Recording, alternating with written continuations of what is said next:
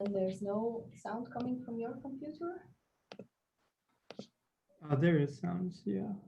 From the computer? Oh no, Or there won't. immediately- No, there won't be sound coming out of the okay. computer. No, because I'll have my headphones as well. Okay, we're all in now. There are a few presenters. I'm gonna share the music now so you can see.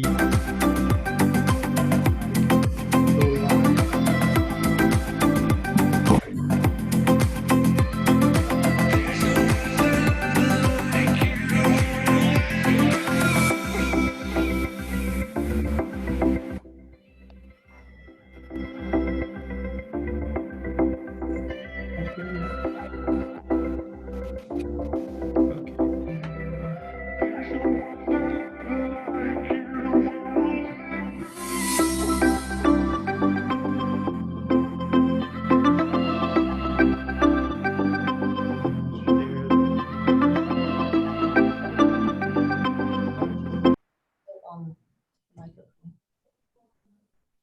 Now the music is on. Oh yeah, that's I hear you talking. yeah. Good morning. It's not live yet. Don't worry, no one can see this, but only we can see this. It's not live. But we hear it. Yeah, I know. Okay. But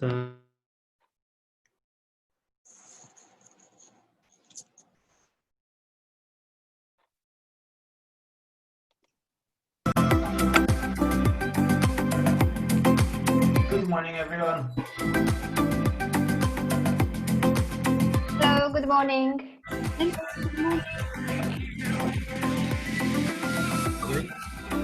So good morning. Yeah, but then we'll have to mute everyone.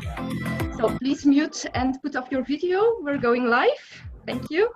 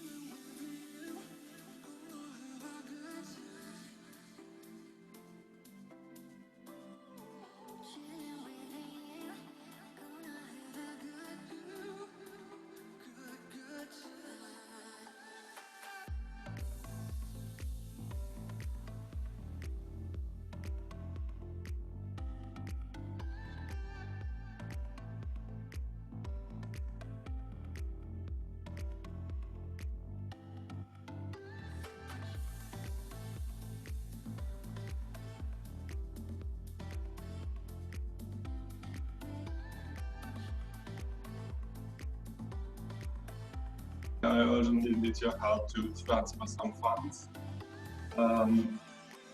No, at least I haven't got these. I'm guessing they in Malta. Like,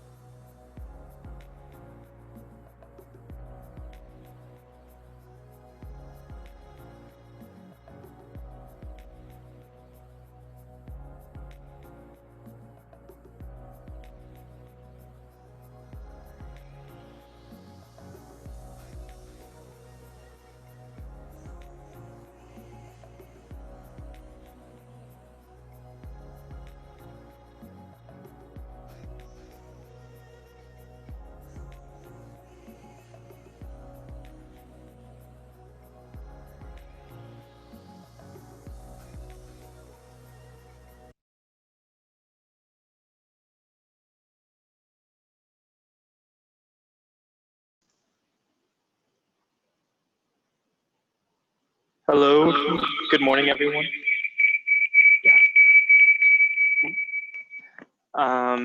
Welcome to the MicroBol webinar. We'd like to get started here now, but we'll begin with a few technical pieces of information so you can get used to the platform before we dive into the presentations. So as you can see here, there are a few tips for a successful online conference. First of all, please switch off all connected devices that you have to your computer, which will help to limit the pressure on internet connection. Attendees will not be able to turn on their microphone at any time during this meeting. Therefore, if you have any questions, it's best if you put those questions into the Q&A platform that you have along with the chat. If you have any questions that you'd like directed to the colleagues, because we have a very rich participant list here with a lot of knowledge who can really help answer some questions. If you'd like, you can put those in just the general chat field.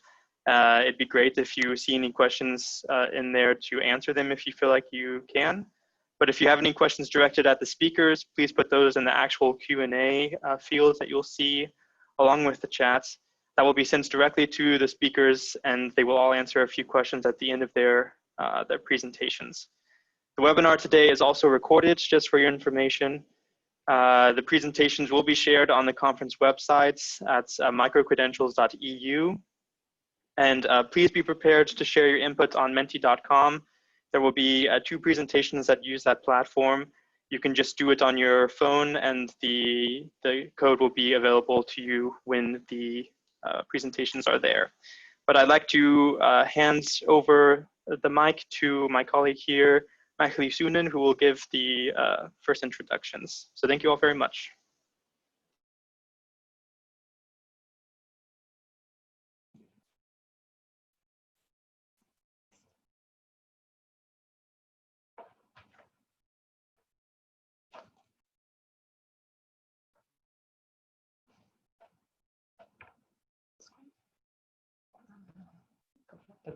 Full screen.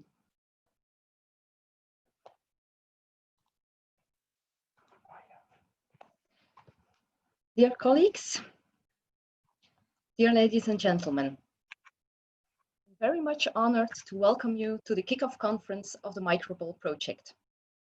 About 150 persons registered for this webinar today, which is a huge success.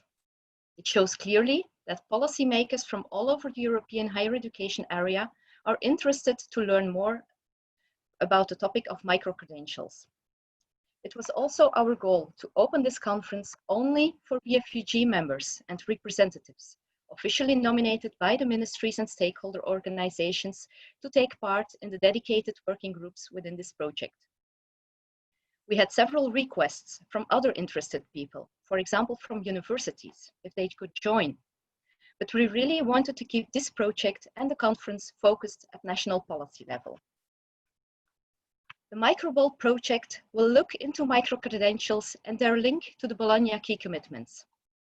For those of you that are not directly involved in the Bologna process as such, I want to mention that since the Paris Ministerial Conference in 2018, we have focused on 3 key commitments within the Bologna process. The first one is quality assurance. Second one is recognition. And finally, the third one deals with qualifications frameworks and ECTS.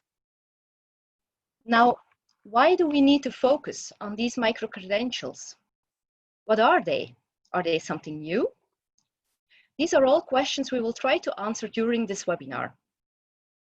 Furthermore, tomorrow, during the kickoff of the 3 working groups related to these 3 key commitments, we will ask even more questions, more specific questions. But one thing is sure, microcredentials are there, and they can help to increase the access to continuous learning for all learners, regardless of age or experience. They can fill the gap between formal education leading to classic degrees and the fast-changing society and labor market needs, because there is a need to create new flexible ways of learning and teaching. During the last 6 months, we have, due to the Corona crisis, learned in a very fast way to transform our classic higher education into online learning. We had to be flexible, innovative, and creative. Microcredentials in any form can help us They can be offered through formal or informal education and delivered through online or face-to-face courses. They can be organized by recognized higher education institutions, but as well by other providers, companies, for example. Now, how to deal with all of this? How to take up these short bits of learning into regular degrees? How to recognize them? How do we know if their quality is guaranteed? And how do they fit into our existing degree structures within the European higher education area? So many more questions to ask. Within this project, we will engage ministries and stakeholders involved in the Bologna follow-up group to explore whether and how the existing EHEA tools can be used or might need to be adapted to be applicable to micro-credentials. But first, we need to look into the wider picture. We need to look into the future of higher education. We need to dream about a higher education of the future. And we also need to look over the borders, also over the European higher education area. Micro-credentials are popping up all over the world. And also our own European students might follow micro-credentials all around the world through online education. So for our keynote, we invited Professor Bunde Tipakorn from Thailand. Maybe not a very obvious choice, you might think. However, I met Professor Tipakorn within the ASEM education process. The Asia-Europe meeting, or ASEM, was established in Bangkok already in 1996. It is an informal intergovernmental forum for dialogue and cooperation between Asia and Europe, with 51 countries involved, of which many of your countries. And I always like to make the link between the Bologna process and the ASEM process, as many of the topics that we discuss in both fora are the same. And I believe we need to take advantage of this cooperation in both processes to learn from each other. Professor Bunde Tipakorn has served more than 20 years as administrator and lecturer in computer engineering at King Mongkut's University of Technology. When I got to know him, he was Deputy Secretary General for Higher Education Commission of Thailand. Later, he has been appointed advisor to the Deputy Minister of Education. He's actively involved in policy-related projects and activities. His interest mainly focuses on the area of higher education and teaching and learning in the 21st century. His ultimate goal of contribution to higher education development is to produce quality human resources. He believes it is the role of educators to pool resources and efforts to nurture the new generation, to be equipped with appropriate skills and attributes needed for the world of future work, and to allow them with the opportunity for improvement of their quality of life and happiness. Therefore, I'm most happy to give him the floor now and let him explain to you how he sees the higher education of the future, and more specifically, the micro-credentials in global context. Professor Bunde Tipakorn, the floor is yours.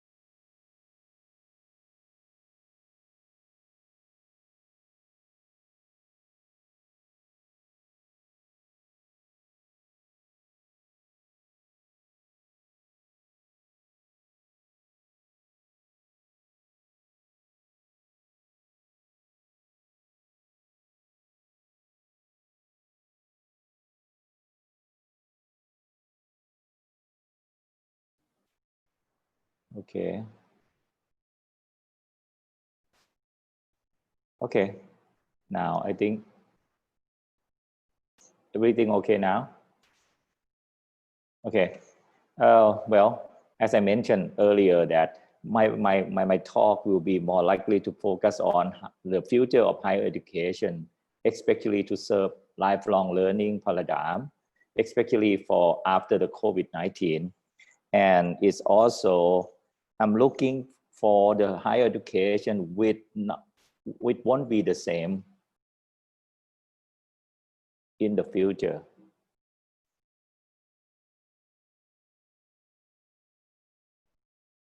Okay, today, education, normally a person will get the first job from associate, will be educated or get the first degree from the college or some diploma, and then they will work, and then they will retire after the 60 or more than 60. And this system, it seems to be work okay because the world is not changing much. In the industrial world, everything changes so slow. So while you're working, nothing much changing. So loading the people with the knowledge, make them to be a knowledgeable or scholar, it seems to be okay for them to use the knowledge during their work. So this is a kind of system that everything built on constructing the knowledge. You build the curriculum, will be start from information to the known stuff. And then after that, it will be productivity and efficiency. So it's more likely to improve the society pretty much. And this thing is a fixed knowledge, it's a fixed mindset, higher education. So that the education that we see today will be a discrete education system. It will start from elementary, then secondary and tertiary. And then for the tertiary, they have higher education and the post-secondary. So because we build everything based on the constructive, the constructing knowledge. So our credential is referred to degree, certificates, diploma that we got from education institute.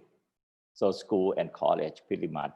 So this way, the thing that we see is more likely to be higher education is a mean to an end. And credential is more likely to reflect our the graduate knowledge, and it's a proxy to ability to work, but we seem to be is okay in the old day. So this is a kind of transcript, will be a listed of all courses that they take. It assumed that if they will stop with so many knowledge that it will be useful for them to work. So I pretty much normally I call this one intellectual nutrition fact, something that, oh well, it's assumed that they have all intellectual enough to work. But now everything changed. We are into the 21st century, and knowledge is just one click away. So people can find knowledge anywhere. Just go to the computer and the internet. So this is, to have a knowledge is not really important at this point of the time, because the people learning the new knowledge come up, the knowledge have lifetime, is a short lifetime.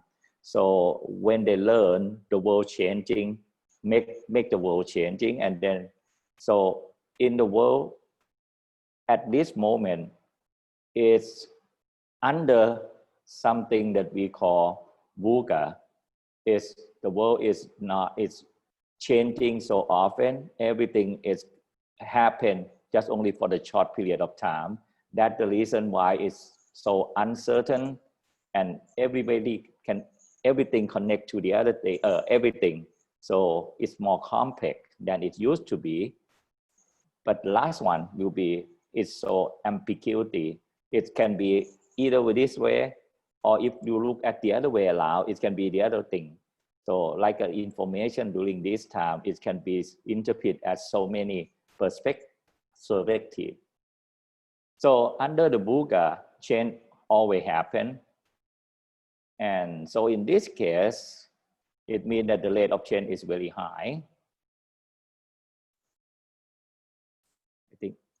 So now it's moving from the VUCA, now it's moving the world to the digital era. Many people thought that digital era is mean that we use all the digital technology, only using the digital technique or information technology, but it's not true anymore.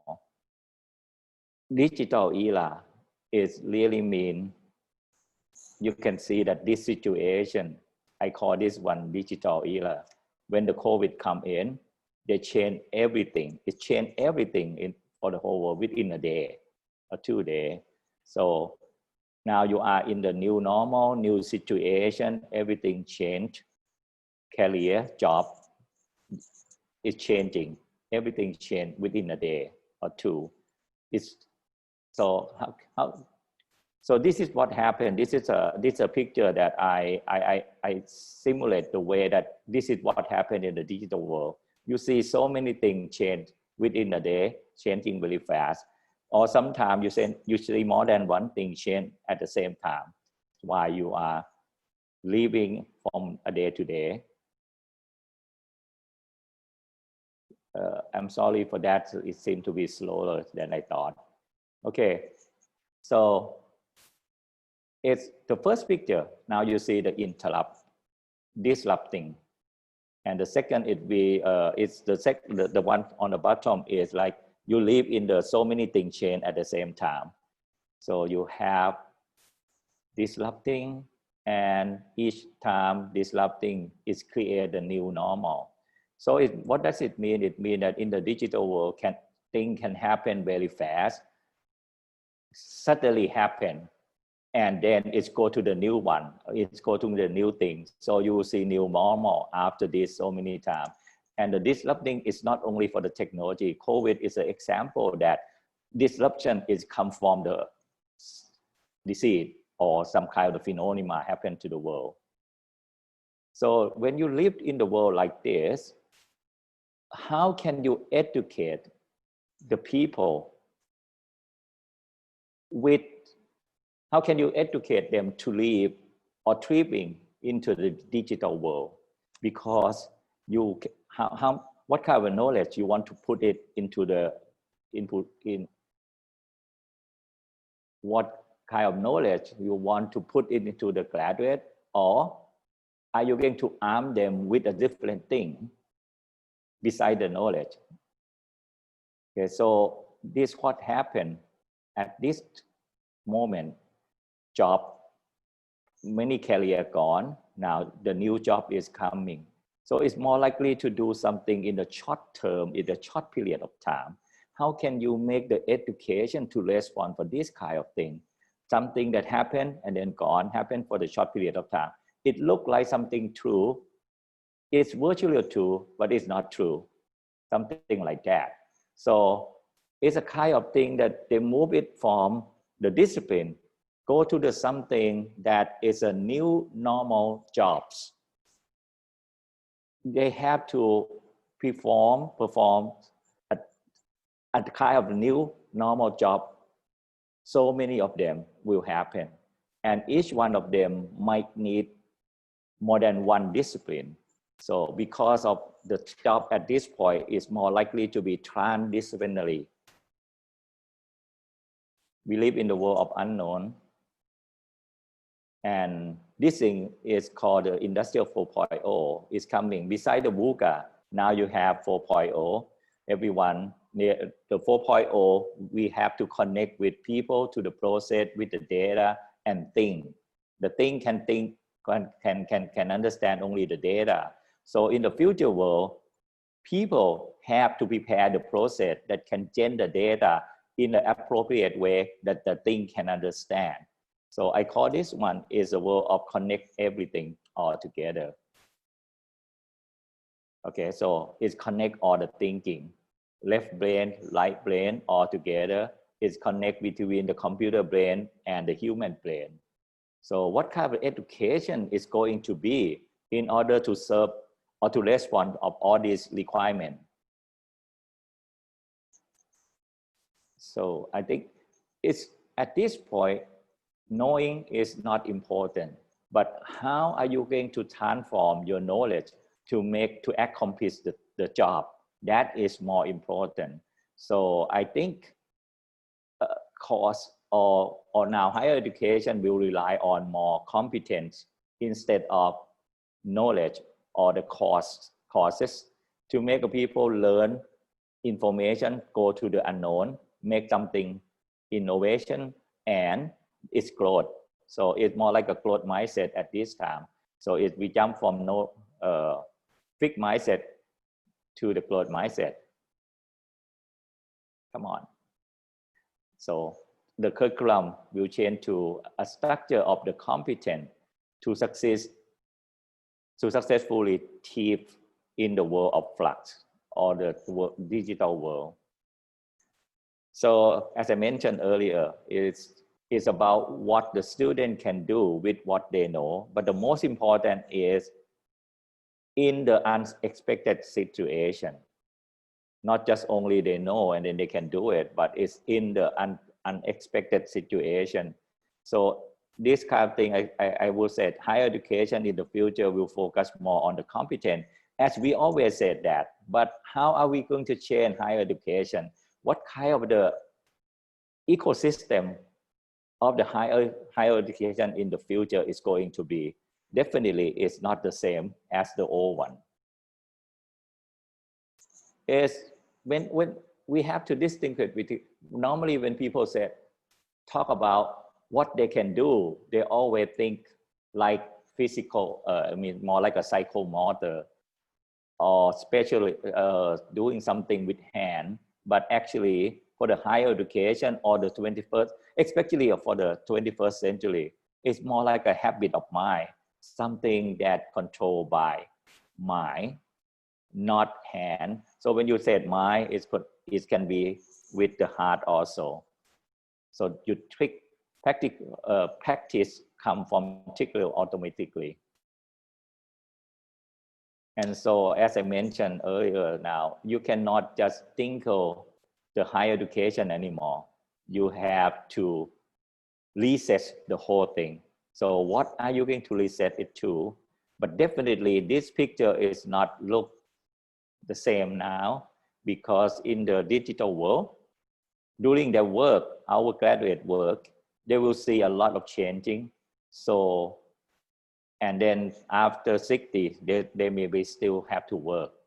So in this case, it means that the education that load with the knowledge or even competent for the first cycle of life might not be true anymore, because they have to learn throughout their life, or they have to have the lifelong learning.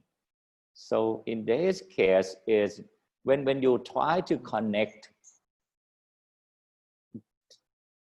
when you do with the competence, or now I mean that now we have to look at the credential in the different point of view, because credential now is, if it really transforming knowledge is a competent, it means that to be able to do something, it cannot be happen like a discrete system. So it has to be continuous.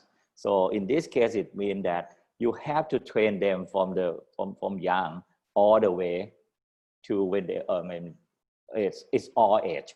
And I can say that. So now you have to connect. So education in the future might not be elementary, secondary, and tertiary. It will be something different. But I think it's too soon to say what is it going to be. But at KVDT or my university that I'm working on, now we focus on lifelong KVDT, which we call that connecting learning to earning and returning for everyone at all age with micro-credential. So what does it mean? It means that now at KVDT, we have, it doesn't matter how old they are or how young they are, they can come to KVDT to learn something, to educate, and then have some kind of the credential for them to work at a certain job.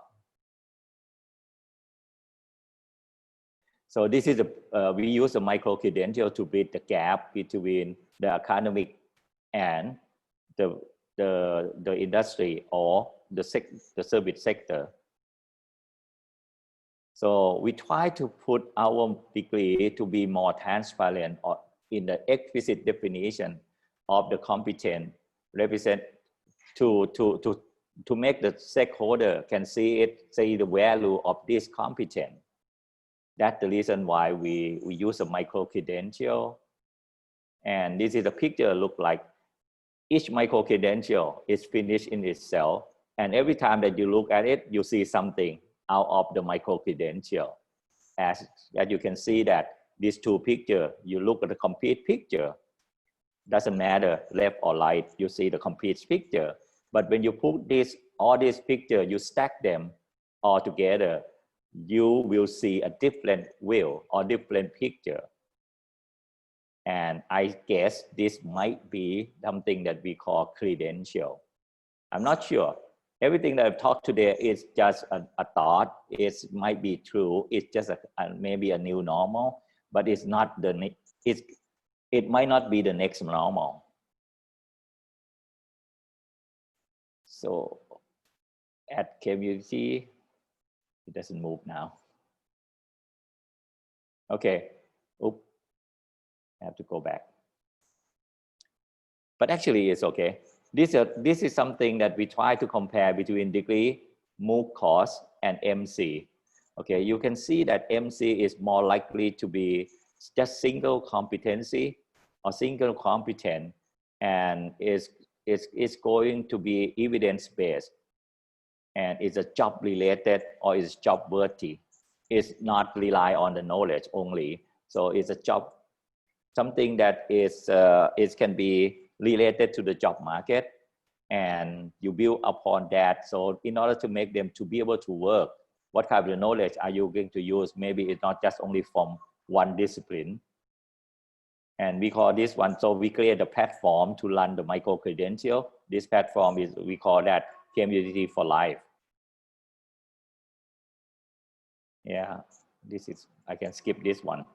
So we unbundle everything from the old credential to be something that's smaller. And this one, we got it from the digital promise. When we start micro credential, we need someone to share their experience. So we connect to digital promise in US in order to get their expertise to come and then help us. So this is their definition, micro credential, blah, blah. So you can see that it's a job embedded and performance based, and it's less expensive and less time consumer to study. And I give you another, it's small and stackable. And I will give you, this is another example of the definition of micro credential from University of Buffalo. And it's stackable. What does it mean? It means that it starts from micro credential, it's go to the certificate, and it's can stackable to degree program.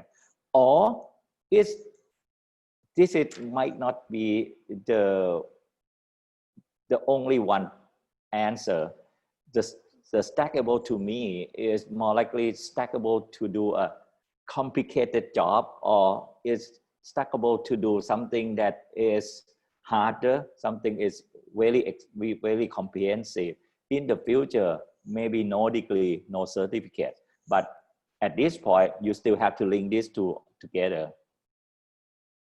So, and then normally micro credential the credential will come with something that they call digital badge. Okay, digital badge is a digital icon that represents successful completion of the learning experience. So we also, so micro credential, as I mentioned, is a growth of the student from learning. It's a growth of the student to perform a certain job. So it's an outcome, and you have to make a student achieve each step. So I normally example of the credential normally it start from engaging, growth, branching, and move on. So move on, when you make sure that they can move on, then you switch with a different micro credential. So each micro credential is like a having data about demand driven learning outcome. How can you are going to assess their evidence? And the most very important is learning unit. And as the learning units can be so many methodology or activity, it really depends on what kind of credential you want to deliver. And because we are higher education, I try to differentiate the micro credential from training or from it's a skill that using only the hand skill. So we try to make it, because higher education, you need high order of thinking. You need to accumulate the wisdom also, just not only the practice with hand, but it's got to be something with the higher knowledge. So when we said, well, when is the end of each micro credential, and what is different between micro credential and certificate? We distinct if they can do proficient with, if their level of doing things by mind, okay, the habit of mind, if they can do proficiently and unconscious competent, then we will use this one too. It means that they can get the digital badge. If they get from conscious action to proficiency, we'll give them the certificate. Otherwise, we don't give them anything. So what does it mean? It means that our community micro credential, at least they have to be able to do a certain thing in the good way, and they know how and they know why, not just only what. Okay, so it's demand-driven, evidence-based assessment, self-paced education, personalized, research-backed, and job-embedded, high-order thinking, and other instrument of competence. So this is, we get rid of a time, it's no fixed time. Whatever they're ready, they can move on. Okay, so this is what we build our system. They come in and then they show our evidence. If they have ability to get the micro credential, they can get it right away. Or if they don't, they cannot, they doesn't have, they're not capable enough, then they can learn from our community for life. In order to, when they gain confidence, they will give us the evidence so they can get the digital. So it means that they can be either earn or learn to earn the micro credential. So this is the ecosystem. We need to, we have designer, we have earner, and we also have a recognizer.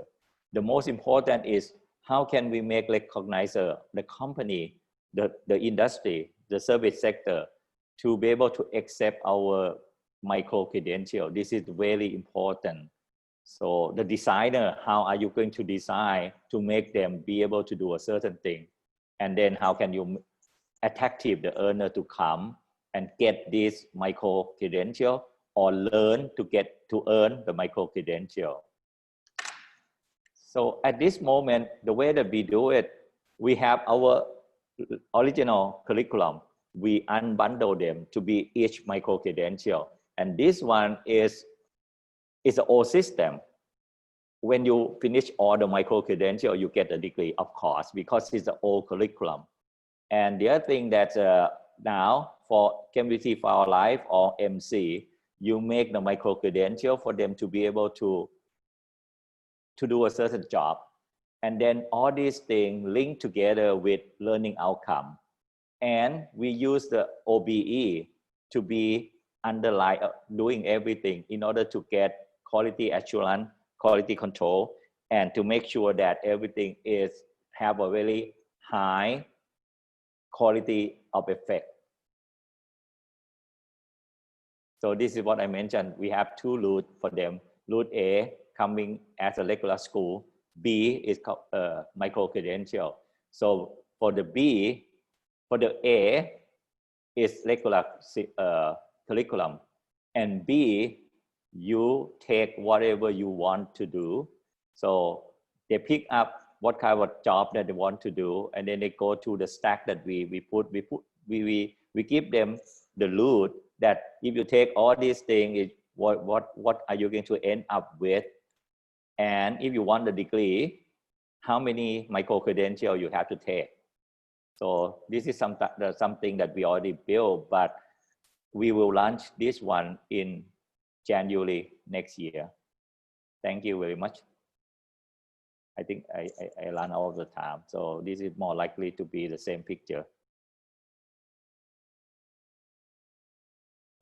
So thank you very much. Thank you very much, Professor Tipakorn, for this very inspiring speech. Are there any questions? So as explained in the beginning, you can raise questions in the Q&A.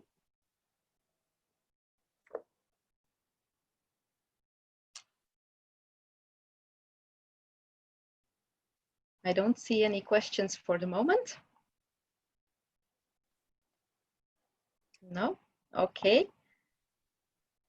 Thank you very much, Professor Tipakorn. Thank you. Let us have a look now to the question of what micro-credentials really are and what added value they bring. Elena Sirlan will bring us an overview of that. She has worked since the beginning of the project on the desk research study that you all received together with the program. She is a policy and project officer in the institutional development unit of the European University Association, where her work focuses mainly on quality assurance in higher education. She contributes to the management of EUA's institutional evaluation program and to the coordination of the annual European Quality Assurance Forum, ECAF. So Elena, you have the floor now. Thank you very much, Magali, for the introduction, and hello everyone and welcome to our conference. It's nice to see that we have quite many attendees, even if I have just the screen in front of me, but as Bundit said, we need to adapt to the new reality. So indeed, my presentation today will focus on what are micro-credentials and what is the added value that these credentials bring. And this presentation focuses on the findings that of the desk research that just now Magali mentioned about. Actually, in the course of our research, we found that, okay. It moved too fast. Okay, we found that the terms micro-credentials refers to both the learning activity leading to a credential and the credential itself. But this is not new. Actually, the same kind of referral is for the bachelor degree and master's degree as well. Then we looked also at the definitions that are given for micro-credentials, and we found that there are certain characteristics that are described usually in these definitions. Such characteristics are such as size, and usually the definitions say that micro-credentials are smaller than conventional degrees, and the micro part of the name refers to this characteristic. Then we have the purpose, and in some definitions, the purpose is identified as these credentials certifies achievement of certain skills and knowledge. Then we have categorization, and by categorization, we mean that micro-credentials may be categorized either as formal education units or non-formal. And then we have types of short courses that these micro-credentials may encompass. As for example, I would give the definition proposed by MicroHE project, where they give examples of verified certificates as micro-credentials, digital badges, nano degrees, micro-masters, and so on. And usually micro-credentials tend to be linked to digital. And usually this term refers to the delivery, to the mode of delivery of these credentials, to the format of the credential, to its storage, or sometimes it refers to all of these parameters.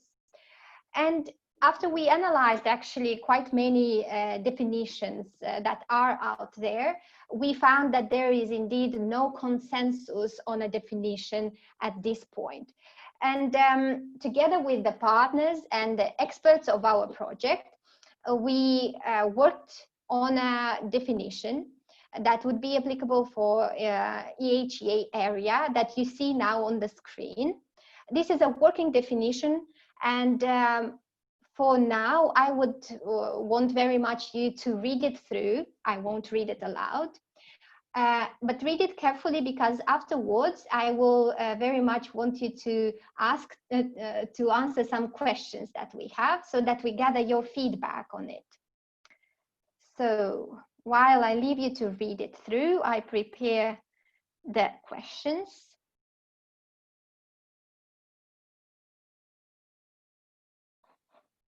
All right.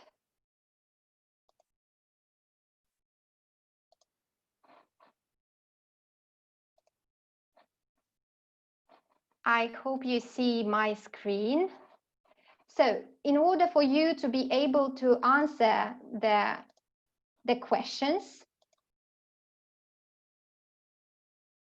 okay, I received just now a...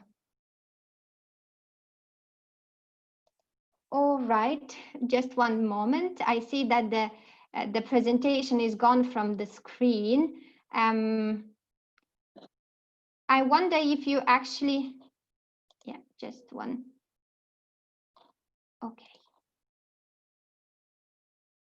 I will go back to the, Jasper, I would ask you to go back one slide where we have the definition. Yes, this is the definition. And the code to connect on Mentimeter. So you use menti.com to go to the questions. And as Maria just now said, the code is 29576. So the one that we have also on the slide now on the screen. I will ask you to answer the question. So the first question is, would you add or delete anything from the definition? Okay, I see there is Mentimeter code not to be found. All right, I see. Well, now we will adapt, of course, to the conditions.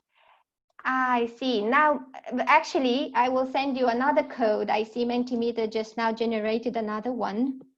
I'm sorry for this. Just one moment. All.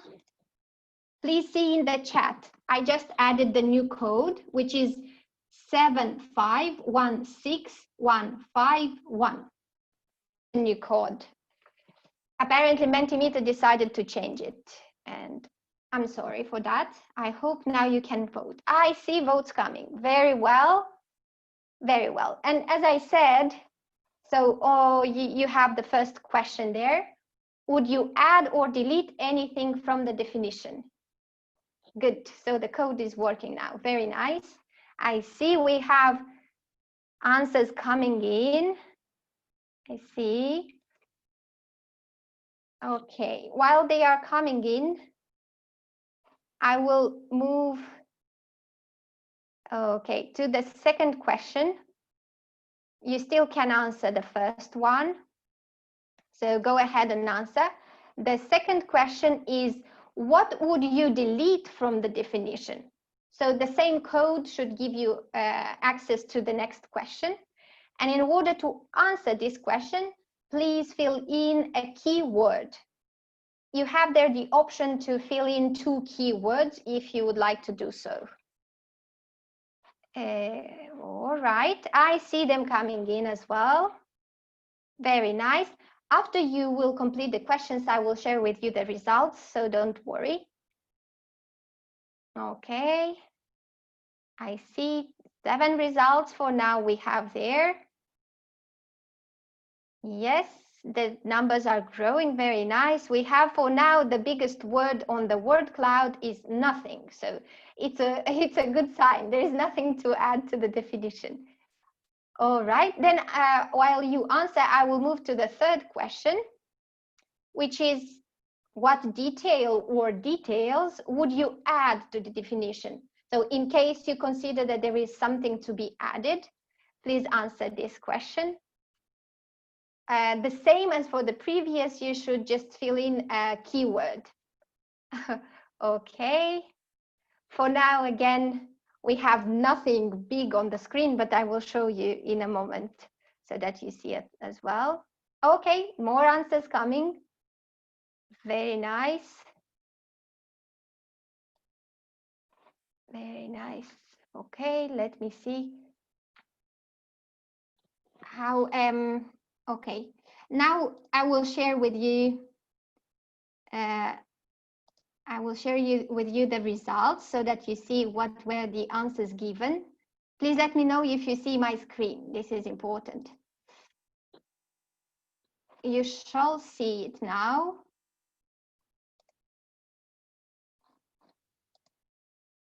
Okay, share. Not yet, okay.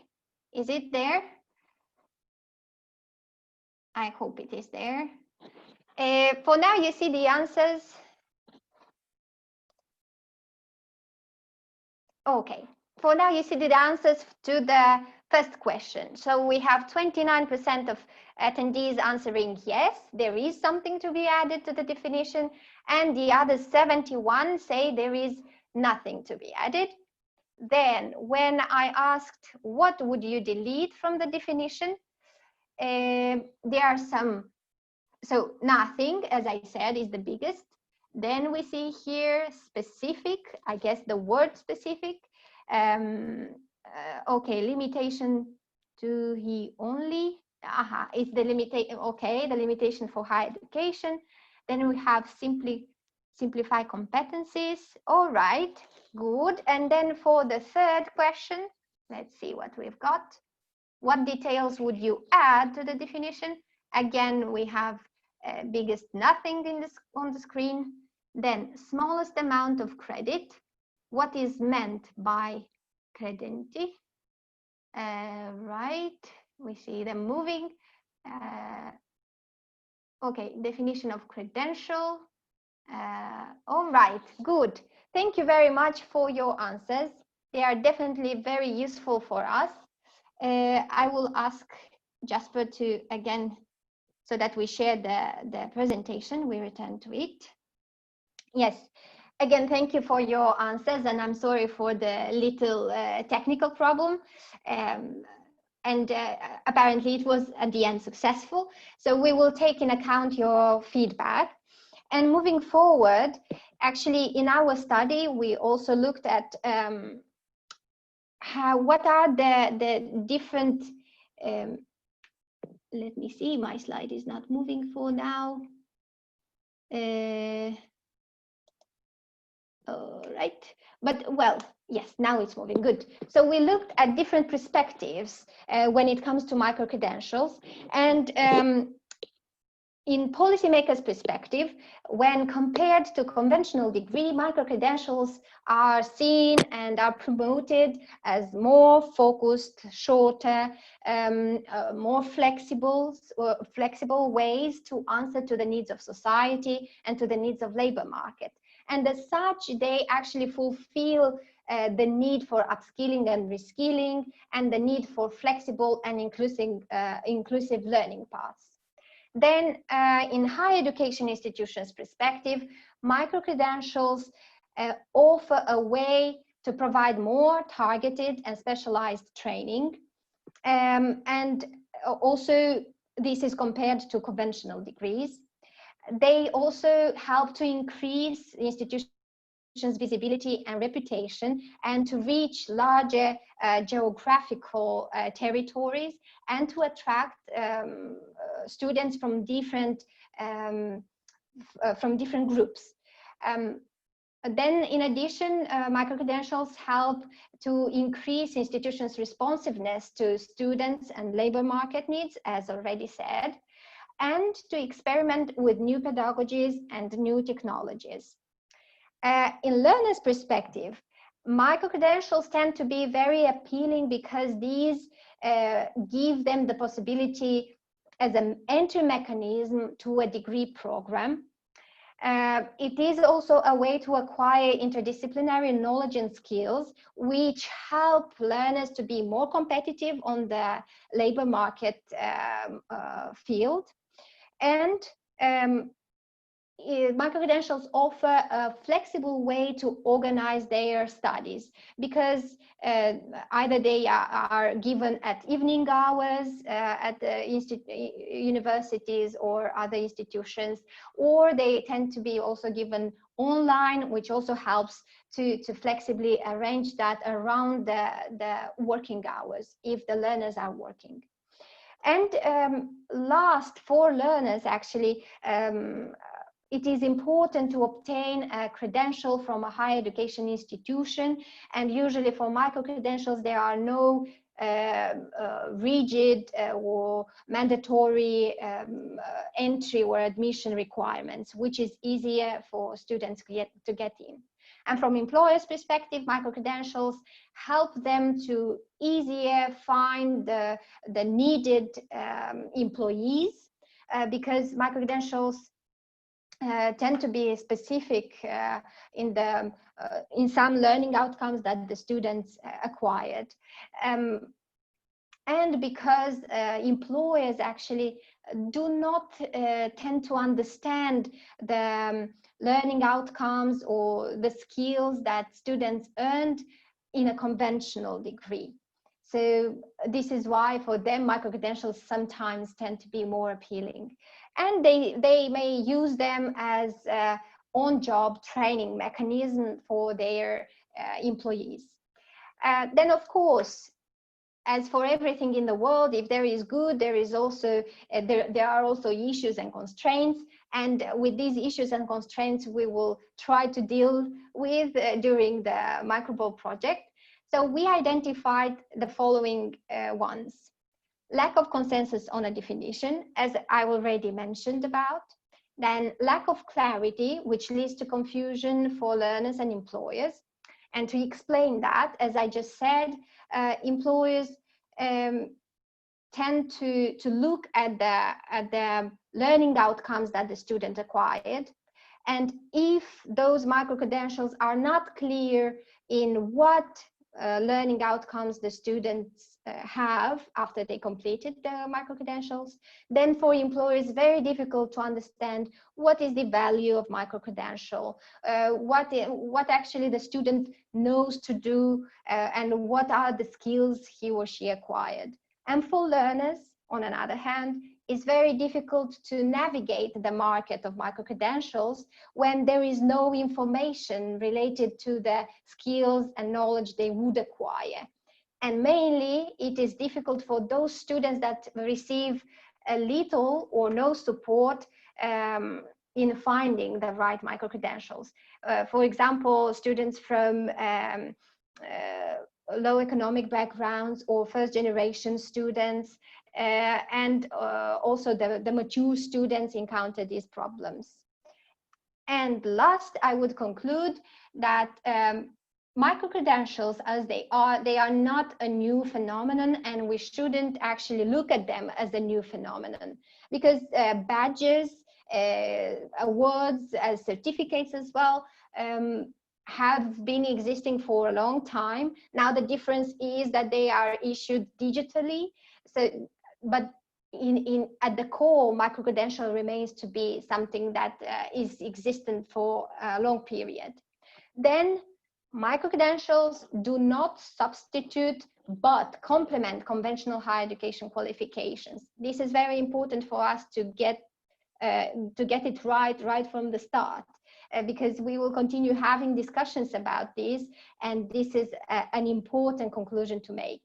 And of course, as I already mentioned a couple of times during my presentation, a consensus on a definition is very much needed, as it will bring clarity for students, for employers, and for all other stakeholders involved. Thank you very much for your attention. And I hand to Magali.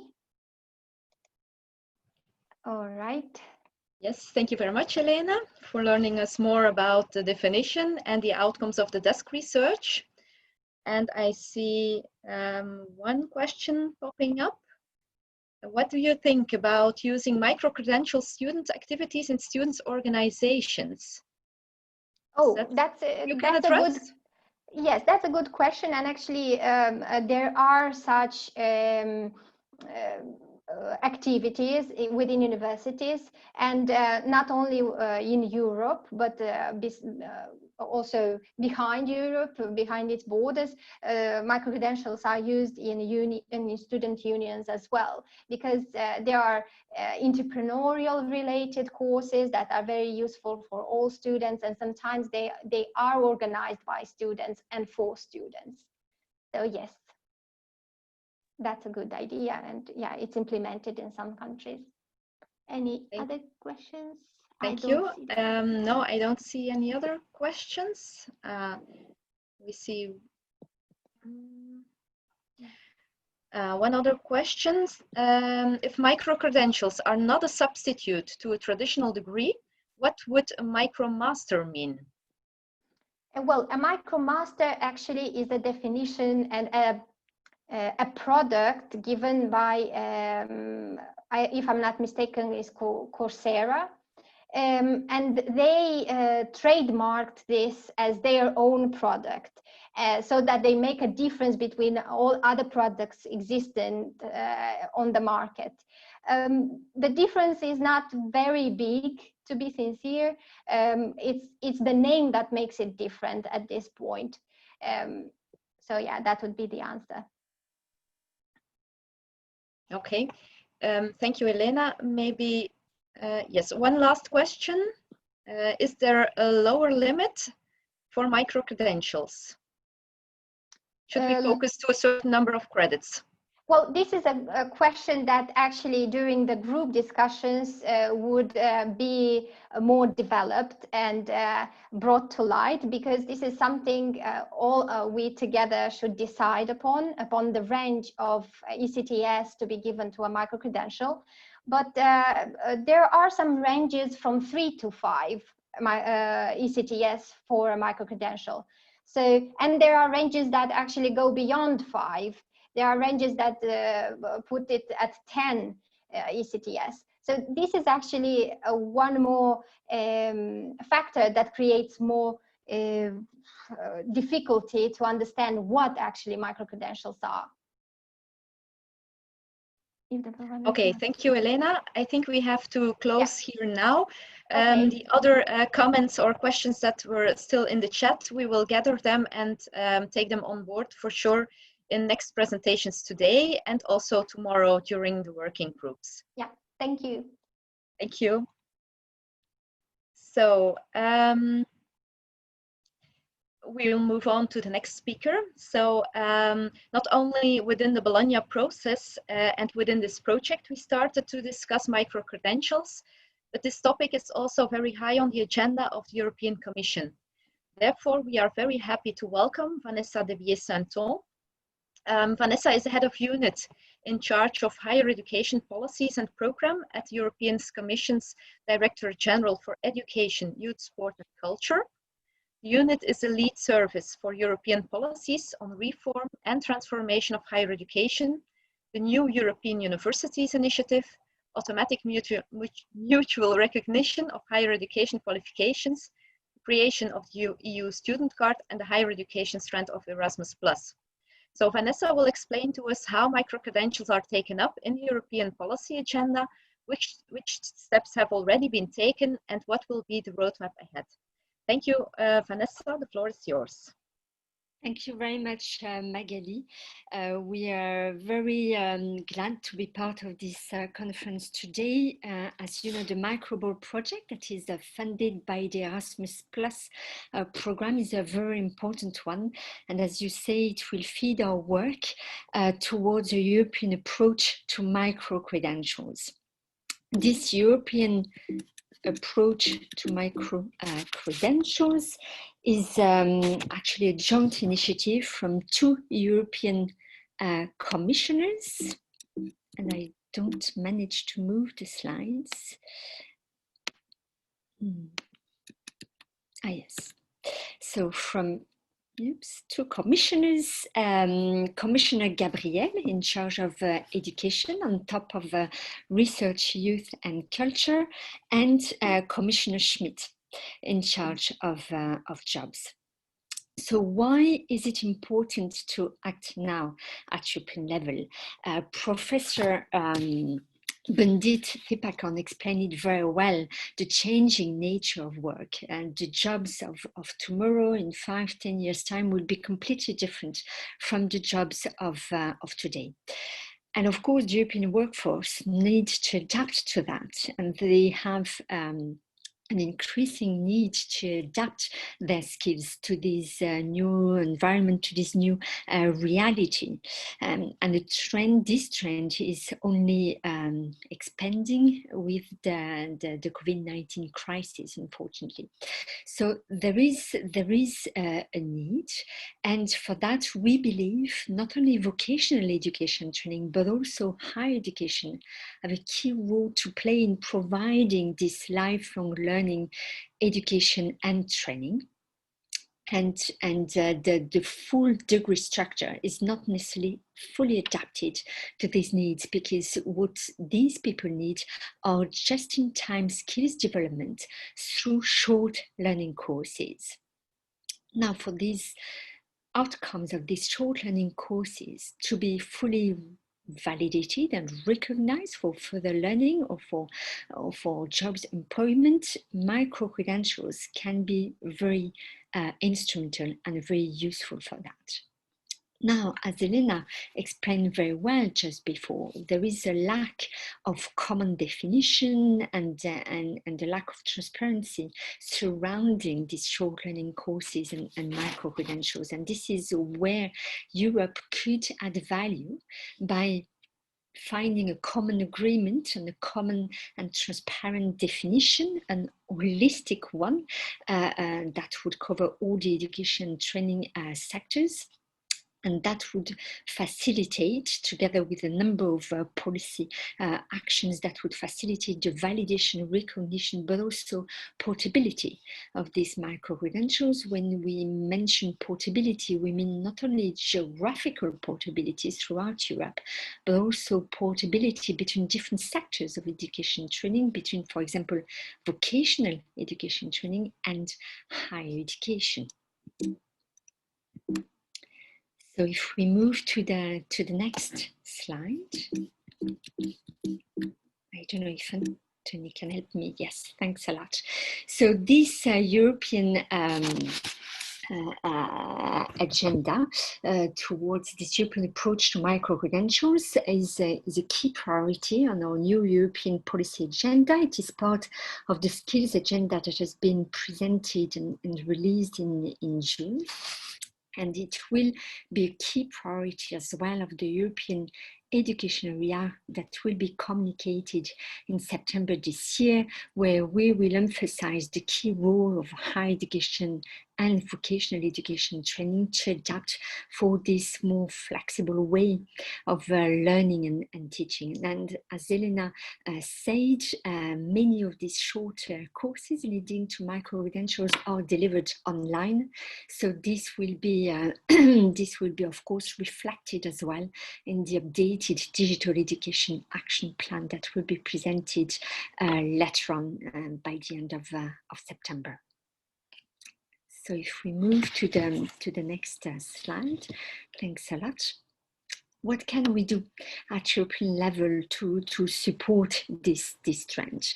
First, to develop, together with all the relevant stakeholders, together with all of you today, to develop European standards for quality and transparency, but also to explore the inclusion of micro-credentials in the qualification frameworks. And it's also important to make it easier for individuals then to be able to store and to share, to showcase these micro-credentials that they will have accumulated. And the new Europass that has been released last June will be very instrumental in that perspective.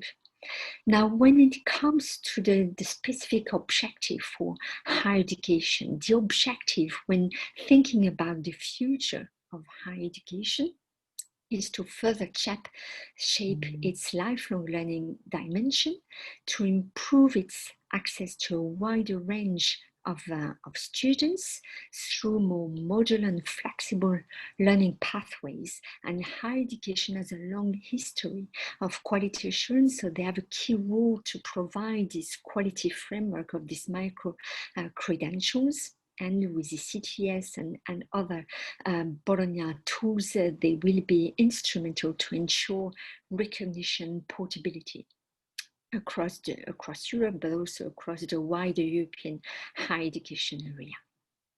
So if we move to the next slide, thanks a lot. To help us to drive this agenda, we have set up a higher education consultation group with many of you, well, some of you taking part in it, being representatives from national authorities, from higher education institutions, some of them being part of the European Universities Alliances. Quality assurance agencies have a key role on top of European stakeholder organizations such as ENQA, AUA, but also ISU and ESN. And of course, all of you today through the MicroBol project will contribute to this agenda. So we already had 2 meetings with this group. We'll have another one the 16th of September. And the aim of this group is to come up with an holistic common definition and a roadmap of actions at policy and program level, at European level, so that we can facilitate this progress and this European approach to micro-credentials.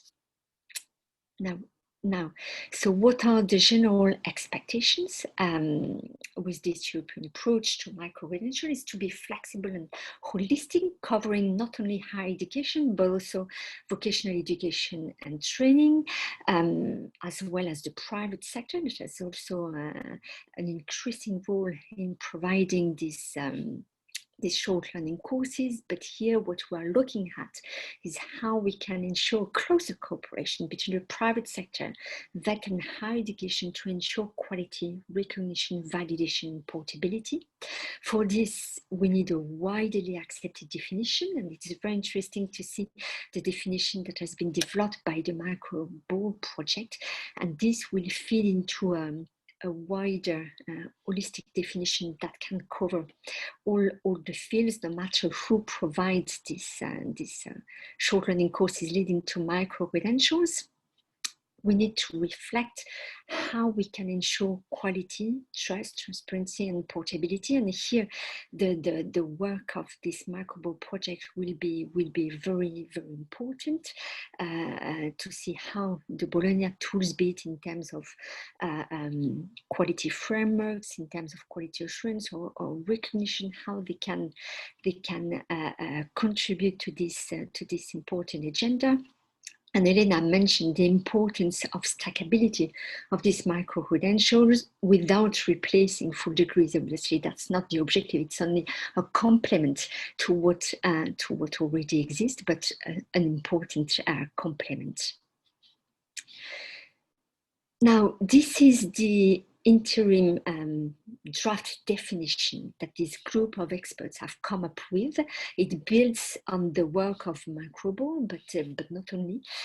As I mentioned, the objective is to be holistic and covers all the different providers of this micro credentials. I will not read it loud, but you can look at it, and we will share the slides with all of you. And of course, please feel free to comment on it during these 2 days workshops.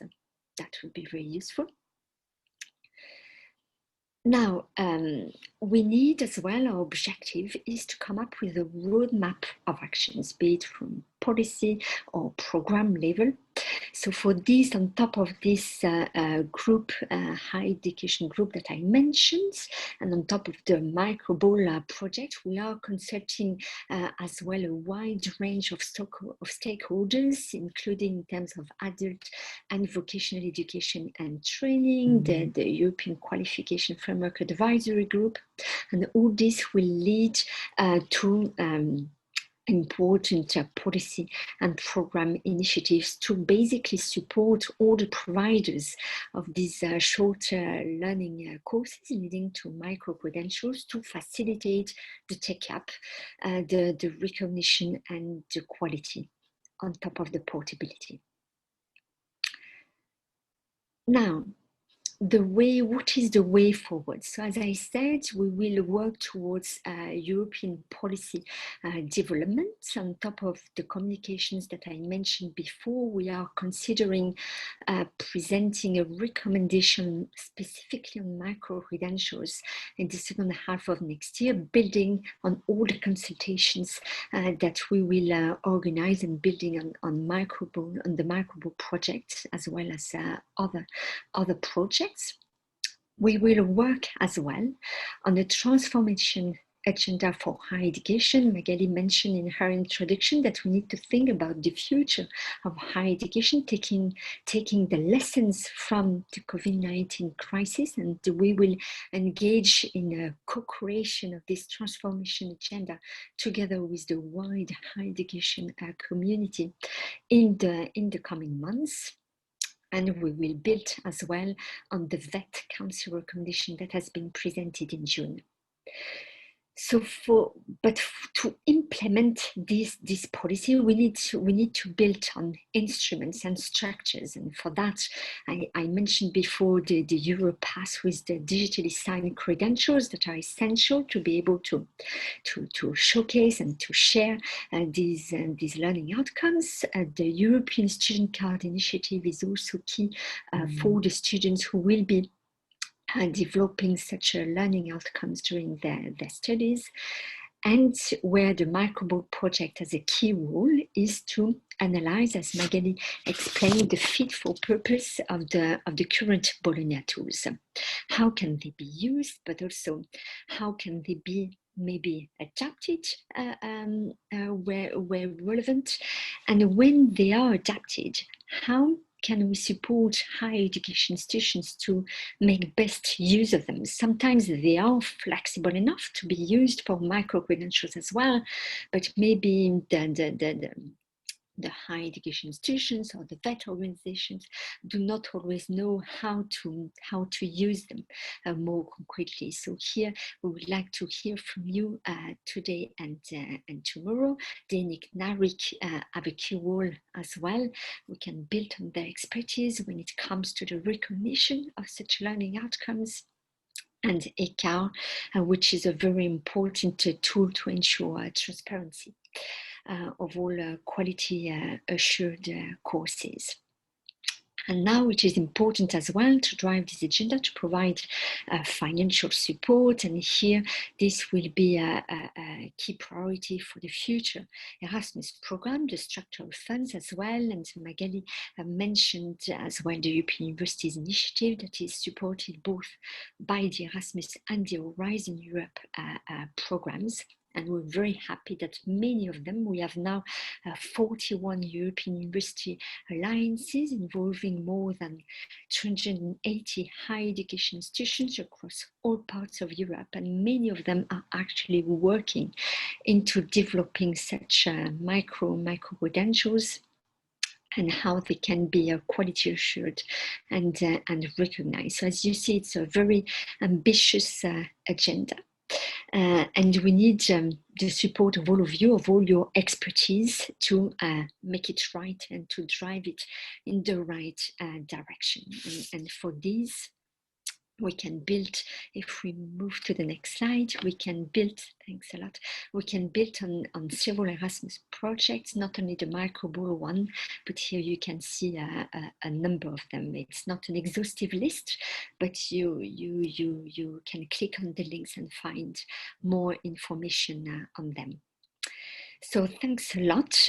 We are really looking forward to the fruitful discussions today and tomorrow in the context of the MicroBol project. Thank you very much. Thanks a lot, Vanessa, for informing us on the different steps and actions from the European Commission. A few questions have popped up already in the chat. one specifically on automatic recognition. But maybe before going into this, I want to mention in general, for this kickoff conference, we are trying to gather more questions and already answer them. So that will mainly be the work of the working groups in the coming months. So also during the desk research study, we try to take stock of everything that already exists, and we are trying to look which questions do we have to ask ourselves on micro-credentials in this Bologna context. So please do not expect to give us all the answers yet today. This is not the aim of this kickoff conference. So starting from tomorrow, specifically on these 3 key commitments, we will start discussing among all the experts on these topics. Now, there was one other question, Vanessa, for you from Anna. What would European standards for quality and transparency be? Something different and in addition to ESG and European transparency tools, she asks. Yes, indeed, it will go beyond the ESGs, but building on the ESGs. And this is all the reflection that we are having currently with this higher education working group. So this European approach, if you want, is an holistic approach, providing a definition, but also a common framework. For example, there were these questions: should we have a minimum number of ECTS, a maximum? So the objective is to provide the answers, but in agreement with the wide higher education community. And this framework should be supported as well by policy actions to facilitate its implementation and the take-up by the wide higher education community. And this is what we have called this roadmap of action, which will need to be part of this European approach. I cannot mention now today this roadmap of action because it is under development, but we expect to be able to present it this autumn. And then it will be, this will be a roadmap, if you want, of initiatives to be taken and actions to be taken in the coming years. This is not something that will happen from one day to another. Some will happen quicker than others. And this of course, we need the knowledge and the expertise of many of you to help us to devise this roadmap of actions. So, for example, how the Bologna tools can contribute, do they need to be adapted, how, etc., will be part of this reflection. Thank you, Vanessa. There's another interesting question. You mentioned that the European approach for micro-credentials should be applicable to the different educational sectors. Does this imply that micro-credentials organized by non-education actors, for example, companies or civil society organizations, will not be included in the EU's understanding of a micro-credential? No, they will actually. As I explained, the objective is to have a holistic approach, covering all kinds of different providers for these short learning courses, be it from the private sector, be it from the vocational education training, be it from higher education. Now, when we discussed in the last meeting with the expert group, of course, quality is at the core of this discussion, how to ensure quality of such learning courses. It's clear that higher education has a much more a longer history of practice and already tools and instruments to ensure quality that could be beneficial, for example, for private sector. What some experts brought was that first, higher education has a key role to play, but may not have all the capacity to provide all the needs, which is why the role of the private sector can be very instrumental from that perspective to bring this capacity and the complementary knowledge and competencies, but at the same time, a strong cooperation between these different actors will be key to ensure the quality. Now, how to foster this cooperation? This is what we are discussing with the expert group. Thank you very much, Vanessa. There are a few other questions, but considering the time, I think we'll have to give people the time for a small coffee break now. We'll take up the other questions still today or tomorrow during the working group. So thank you very much. Thank you. We will have a coffee break and meet here again at 11 o'clock. Your hosts after the coffee break will be my colleague Maria Kelo from ENQA, our partner in the project. So she will welcome you again at 11 o'clock.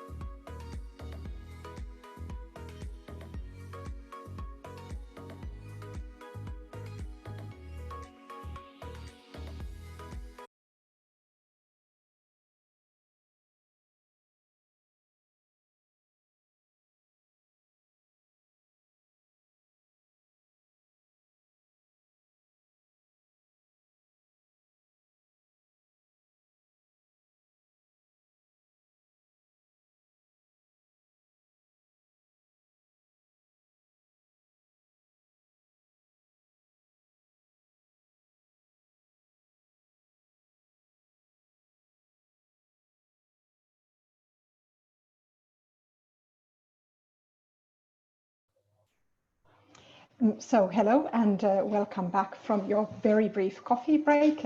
My name is Maria Kelo. I'm the director of ENQA, which is the European Association for Quality Assurance in Higher Education. ENQA is also a partner in this MicroBol project. As you've seen, quality assurance is very important part of elaborating the micro-credentials framework further for Europe. So I'm going to moderate this second part of today's session. In the first hour we'll have three brief presentations by three individuals coming from a bit of different backgrounds. And the idea of this session is to give a kind of a snapshot or an idea of existing projects, existing definitions, existing use of micro-credentials. Because like Elena was already saying a bit earlier, this is not a new phenomenon, but it has somehow gained a lot of political importance in the past couple of years. And therefore we have to kind of pick up and learn from what has already been done for a while now. So that is the idea of this first session. I have three speakers for this hour, and I will start with Anthony Camilleri. Anthony is a tertiary education policy consultant and the founder of the Knowledge Innovation Center. Anthony has a lot of experience in higher education policy, more than 15 years or so. And he's worked a lot in the fields of quality assurance, innovation, e-learning, and of course also micro-credentials. And he's pioneered the first European masterclass on micro-credentials as well about a year ago. So he's well placed. He's also the leader of the Micro-HE project, which is just now coming to an end. And so he's well placed to talk about this topic to you now. So Anthony, the floor is yours, please. Thank you very much. To start off, let's take a look at the Bologna process in which all of this is focused. And Bologna, for the last 25 years, has focused on portability and transparency of qualifications. And to a large extent, within a Bologna context, qualifications have been the unit of measure. They can be defined as blocks of 60 to 240 CTS. We have transparency tools for them in terms of diploma supplements, and typically qualifications have been divided into modules. Now, modules don't really have a function except as a building block for a qualification. And within a qualification, there is no standardized way to describe them. They're generally not transferred on an individual module level, but we do have some type of transfer arrangements within Erasmus agreements or RPL arrangements. The way we measure modules and the way we measure workload and so on is with a system called ECTS, which everyone is familiar with.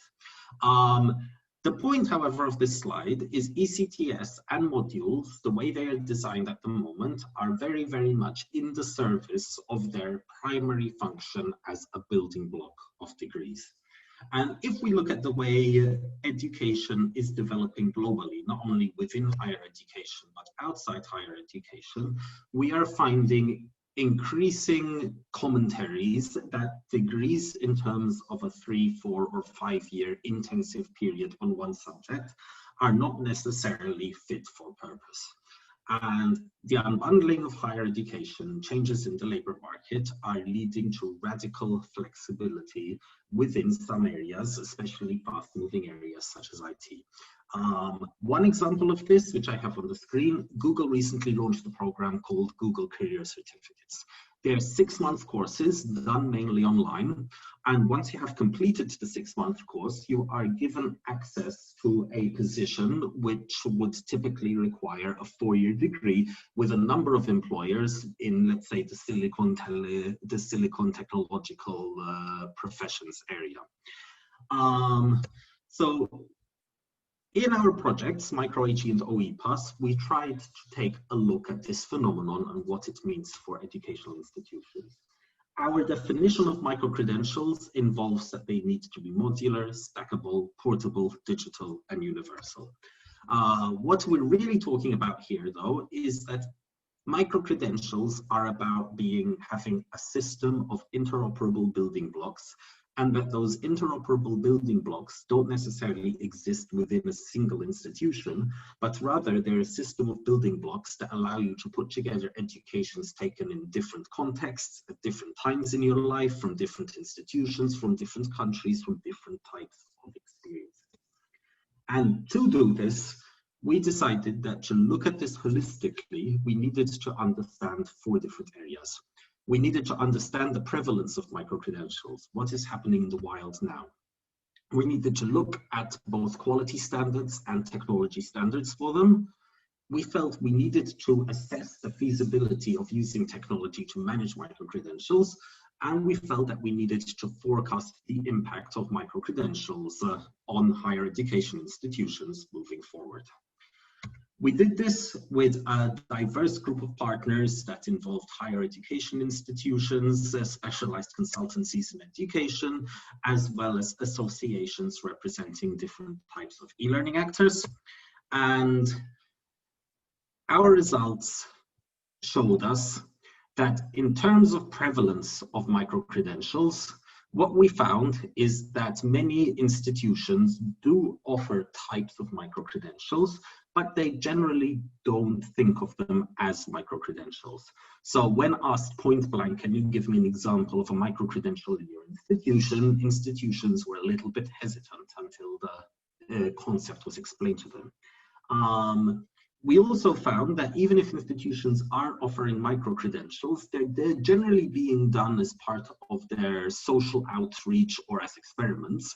In most cases, the business model is missing, and there is a considerable share of institutions that currently do not have plans to develop the microcredentials business model. When asked about what would be needed to increase the prevalence of microcredentials, what we found was a little bit of a chicken and egg problem, in that most institutions told us that a lack of recognition mechanisms would lead to an increased intention to adopt microcredentials. But on the other hand, we are finding that there's a lack of recognition because there is a lack of microcredentials in a standardized format on the market. Aside from understanding prevalence, we also try to look at the issue of quality assurance of credentials. And what we found is that within a known and trusted system, we already have a very well-established quality assurance system in the form of the European standards and guidelines. But once you widen microcredentials beyond having modules within a single institution, you need to find ways to allow the transactions between those institutions to happen in a trusted way, which means that the concept of quality assurance needs to expand to take on a couple more concepts. The first of these is what we call quality assurance of the envelope, or of the actual physical or technologically based credential which is being used. On this, there are global standards such as W3C verifiable credentials, the interoperable learning record from the US, but there's no European set of principles about what this should look like. The second problem is the QA of the recognition process. We have standards for recognition, we have bodies for recognition, but nowhere in our quality assurance criteria do we ask how easy is it to recognize a specific credential when compared to other credentials. So we felt that it would be important to introduce these concepts if we're going to have a working microcredential system. The second part from the standards is understanding what is inside a microcredential. And simply enough, the Bologna process shows us the way to how to do this through the use of learning passports at qualifications level.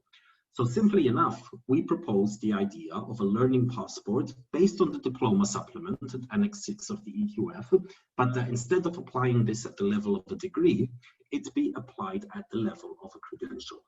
Our preference would be that this would not be considered a supplement, but that this would be considered the default format for a credential, a digital document with a set of learning outcomes, information about the institution, and information about the learner. When we take this forward, we then think about how this could be applied into technology standards. And those technology standards from the MicroHE and OEPAS projects together have actually been integrated into the Europass learning model and have become part of the Europass digital credentials model. to see if this model could be applied in practice and if we could create a system to exchange micro-credentials between institutions and have them recognized, we also within the project built a technology demonstrator. If you'd like to play with the demonstrator, you can access it via credentify.eu. And what in particular it allows you to do, it allows users to collect micro-credentials from different institutions, save them in the same wallet, and then ask an institution to recognize those credentials in the form of macro credentials, such as module certifications or even degree certifications, based on experience collected from a collection of institutions. The last part of our project has been about forecasting and understanding the impact all of this will have on higher education institutions. We've tried to look at 4 areas of forecasting, which new learning paradigms, synergies between higher education and employment, the effects this will have of recognition, as well as overall societal impact. It's important to mention that all of this is being driven by a mix of societal and technological factors. But because of time, I will dive straight into the 5 possible futures. Now, what we've done to be able to triangulate these futures is that we have actually used 2 different study methodologies with 2 different groups of experts. With the first, we used traditional scenario building methodologies, while with the second, we used Delphi methodologies, with the idea to see if different groups of experts on different methodologies would come to any consensus. To our surprise, the consensus was nearly perfect between the 2 groups, and that led us to 5 possible impacts for higher education. The first one we call a global micro-credential marketplace. And simply enough, under this model, you have higher education institutions, private actors, employers, media companies, and all sorts of other actors, all offering micro-credentials online versus various portals. The user is spoiled for choice and just combines different credentials from different online sources and presents these to employers. The model is entirely user-led, and higher education institutions become one of many, many actors in a global marketplace. The second way we see this working out is a European approach to micro-credentials. And here we would imagine a European body, such as the European Commission, creating a European marketplace where educational content could be accessed in different language, and particularly where micro-credentials would come from institutions that are understood to be accredited in a European context. Overall access to higher education is improved because people have more access to more types of content, and quality is assured as well through an alignment with European standards. The third scenario we envisage is what we call lifelong micro-learning across education and employment. And what we see here is that the distinction between degree granting higher education and continuing professional education becomes blurry. And we imagine people having career pathways where they choose to create a skill map. They develop certain skills within higher education. They develop certain skills in the workplace. Maybe they come back to higher education. Maybe they go to vocational education. And they continue learning throughout life, but on a skill model in which higher education is one of the 2 parts of a hybrid academic professional provision. Our 4th scenario is HEIs as gatekeepers. And here we imagine that higher education institutions see micro-credentials as the next big thing, but that they also use their current market power to regulate the sector. We imagine that higher education institutions act as the guardians of quality and that they provide access to other people for micro-credentials through portals and through networks which are run by the higher education institutions themselves. We already have examples of such HEI's gatekeepers model. Coursera and edX and some of the other marketplaces do already follow this HEI's gatekeepers model. And one final model here is the ivory tower model. And here we see a model where higher education institutions basically say micro-credentials are interesting, but they are not the job of higher education institutions. We're going to keep offering 3, 4, 5-year degrees, and keep doing what we do best. In such a model, what our experts tell us is we imagine that employment pathways would become segmented. And you would see that certain professions would keep asking for university degrees, and for certain professions, university degrees would become the default. While for other professions, in particular fast-moving ones such as IT, such as engineering, etc., micro-credentials and other type of private sector certifications would become increasingly prevalent or possibly even become the default. And effectively, you would have the higher education model, the vocational education model, and the offered by employers private education model existing as separate lanes. The question I would ask all of you to consider in the conference is, where do we want to go? We see elements of all 5 of these models evolving naturally. And the question we need to ask ourselves is, which is most beneficial for our end users? Which is most beneficial for learners? Which is most beneficial for our societies? And how can we make that happen? Thank you for your attention, and I'd be happy to answer any questions. Thank you very much, Anthony. Now we have a few minutes for some questions that I don't see in the question and answer chat, let's say, but there are some in the chat. One is, for example, when considering the stackability, Anthony, how can we identify within the European qualifications framework at what level does a micro-credential fall? Can it be stackable into a level 5, 6, or 7 certificate or degree? Okay, we've put a fair amount of thought into this problem with the European qualifications framework. And what we can say is that a micro-credential can stay at a certain level of the qualifications framework if we associate that micro-credential to a subject. What do I mean here? Let's take an example we like to use of a course in introductory Japanese. That might be part of a level 3 or level 4 Japanese course, or it might be part of a level 7 Masters in International Business. So if we just say that introductory Japanese is level 7, that doesn't mean anything. But if we say that within the domain of international business, it's level 7, or within the domain of languages, this is considered a level 3, then we can do some mapping to the EQF. Thanks very much. Yes, I think that is a really interesting question that we have to very carefully assess when we think about the stackability of these blocks, so to say.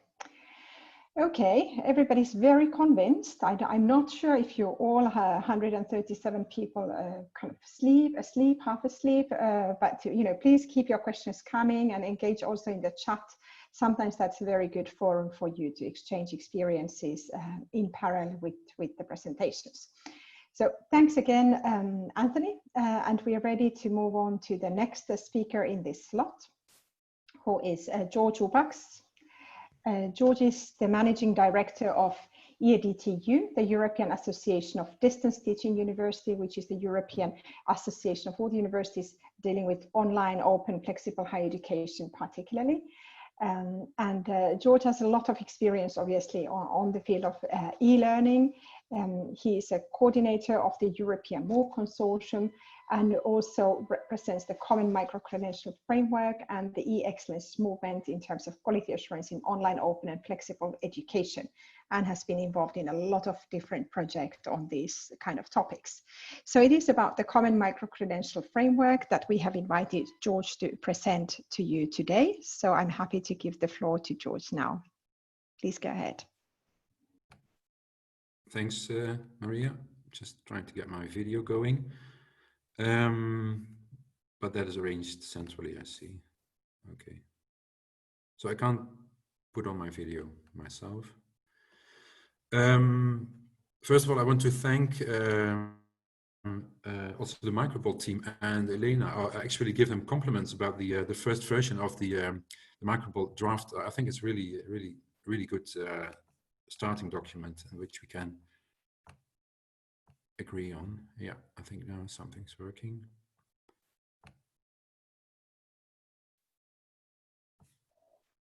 Okay, I don't see the slides anymore. And I also think we don't actually see you, George. No. Well, I'm sharing my camera, but I don't see the slides and myself.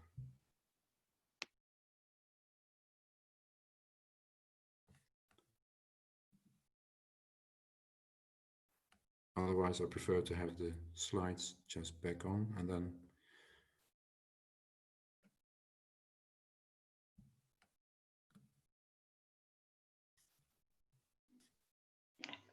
Excuse me, Jasper, do you have some advice on this, please? Okay, now we can see the slides well, George. So if you're not able to put your camera on, we'll just hear your lovely voice and look at the slides. Yeah, the problem is I can't see the slides. Okay, okay. In the beginning.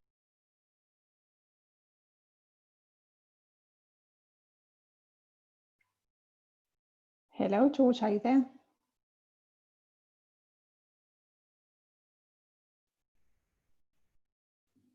Apologies, we seem to have a bit of a technical hiccup here.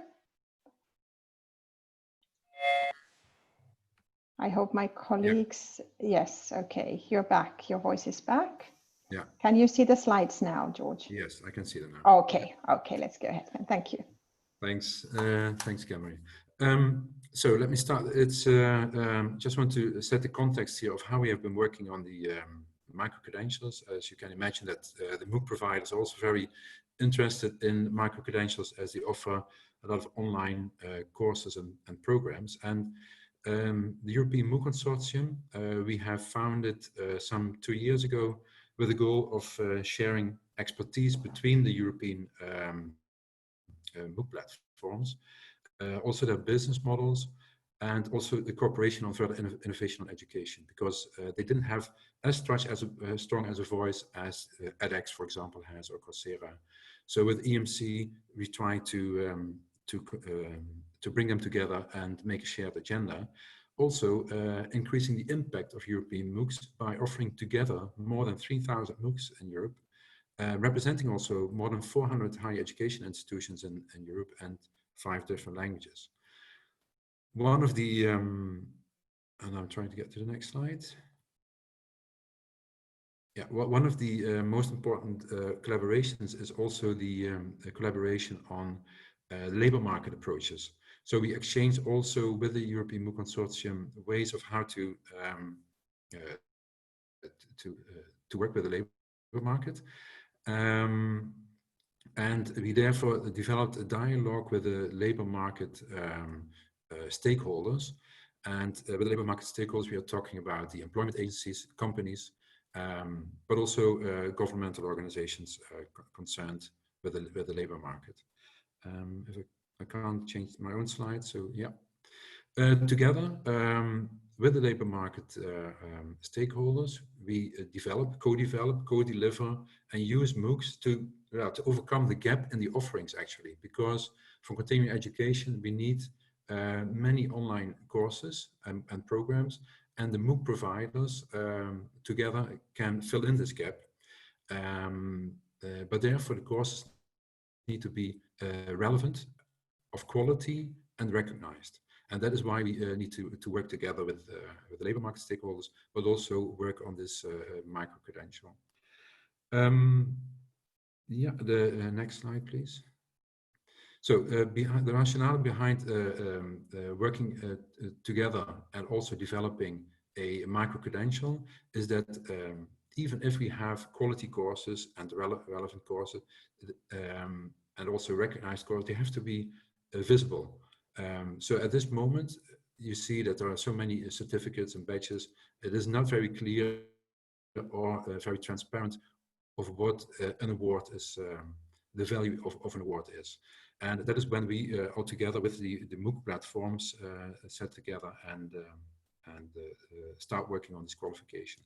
In the next slide, you can see that here there was an inventory made about an analysis of 450 MOOC-based micro-credentials, in which you see also the MicroMasters, of which was referred to, and some other edX programs and Coursera programs, but they are very diverse in the time spent by the student, but also on the content or the qualification structure, and that is taken as a basis for for starting out this common framework for micro-credential. Next slide, please. So our ambition in the field of micro-credentials of the European MOOC consortium partners is to lay the foundations for a new qualification to address the needs of employers and learners looking for smaller units of study that develop relevant skills. Enable courses to be recognized towards formal qualifications, but also stackable. And therefore, in the next slide, we have taken the Bologna tools to develop this common micro-credential framework. And we have launched this the first time in April 2019. So we are already a year further in this. We have tweaked it a bit, but not much. In the end, we are talking about 5 ECTS, 100 to 150 hours workload. It depends a bit on the country or ECTS system. It can be 4 to 6 ECTS, average of 5. That is in line with the workable and realistic study hours of about 8 hours a week for a student. We have focused on higher education, level 6, 7, with an option of level 5 only in combination with provision of ECTS. There can also be level 5 without ECTS. We are talking about providing assessment, enabling the award of the academic credit, ID verification, so all elements that are important to understand what the award is, what the value is of the award. Yeah, next slide, please. Well, it's not only about developing this framework, but in the end, it's about the impact of a common micro-credential framework. And the impact can only be gained by having it widely endorsed and widely used. So our tasks to our MOOC platforms was to develop as many CMF, as many courses and programs in line with the CMF framework. Here we see the example from FutureLearn, one of our platforms that already started with going into exploring with their partners, with their clients, to provide programs in line with CMF. And here you see they have a dedicated page now on CMF related programs. On the next slide, you also see that there is one launched by DCU, Dublin City University. They're also very much in line with our and believe in our CMF system. In the end, you can imagine that we have, like I said in the first slide, we have more than 400 higher education institutions connected to our MOOC platforms in Europe. That means by the endorsement by all 400 higher education institutions, the impact and the adoption of CMF will grow steadily and fast in the coming years. So we are very happy with universities like DCU and others that are committed to develop programs in line with CMF. Next slide, please. So to make them, for students and employers to recognize them, we also need to have a kind of a branding, not only referring to CMF, but a branding like they have taken up by FUN, Myriada X, and EDU Open in the Southern European part. They're going to call these courses Gradeo. Gradeo is then an awarded course in line with CMF. FutureLearn will take a different name, so there can be a different name, but they all are connected with CMF. So CMF is kind of the framework under which we can brand a few different names, not too many, of course. Yeah, next, please. To position the micro-credentials and CMF, so to say, within the offerings, you have the short courses offered by MOOCs. Then you have the micro-credentials, which are in line with 4 to 6 ECTS, and then building up 2 degrees. Not necessarily, but we emphasize that it is important that it can be stackable towards degrees. And then my final slide, I just want to position, so in the next slide, I just want to position here the short learning programs. So this is an overview in green of the spectrum of stackable provisions in online continuing education, and then specifically in green, the short learning programs. So you see that the very short, the micro learning short programs, which are less than 1 ECTS on top. Then we have the normal courses, MOOCs, the single courses, which are 1 or more ECTS. And then you have the programs which are under Gradeo, CMF, that are built as programs for a kind of a sector in the market that have the learning objectives explained, that are in line, that are indicated by the qualification framework and so on. That is 5 ECTS. And then we have the bigger short learning programs, we call them now, of about up to 30 ECTS, but then they can be built from 6 CMFs, 6 Gradeos, for example. So these can be building blocks to a certified program, which are currently indicated as programs, as undergraduate, postgraduate certificate, specialization diplomas. So they can be building blocks to short learning programs. And then you have the level of the degree programs, bachelor, master, doctorate. So this is where we position it, and CMF is here the building block of 5 ECTS agreed upon within our MOOC platforms. And the next step will be, and that is to close, is that we further endorse the use of CMF. We are now registering this as a trademark, as a framework, qualification framework, with the different names of Gradeo and maybe some other names connected to that, to be further enrolled in Europe. Thanks. Thank you very much, George, for your presentation. There is a lot of information for us to digest, and I think the participants are also still digesting. But if anybody has a question, please write it in the question and answer section or in the chat as well at this moment. I can pick them up from there. Seems that, George, it was all very clear. We'll just have to then work on how to bring all these different ways of dealing with micro-credentials together if we want a kind of a comprehensive framework with one type of approach. Okay, there might be some questions here now, it seems.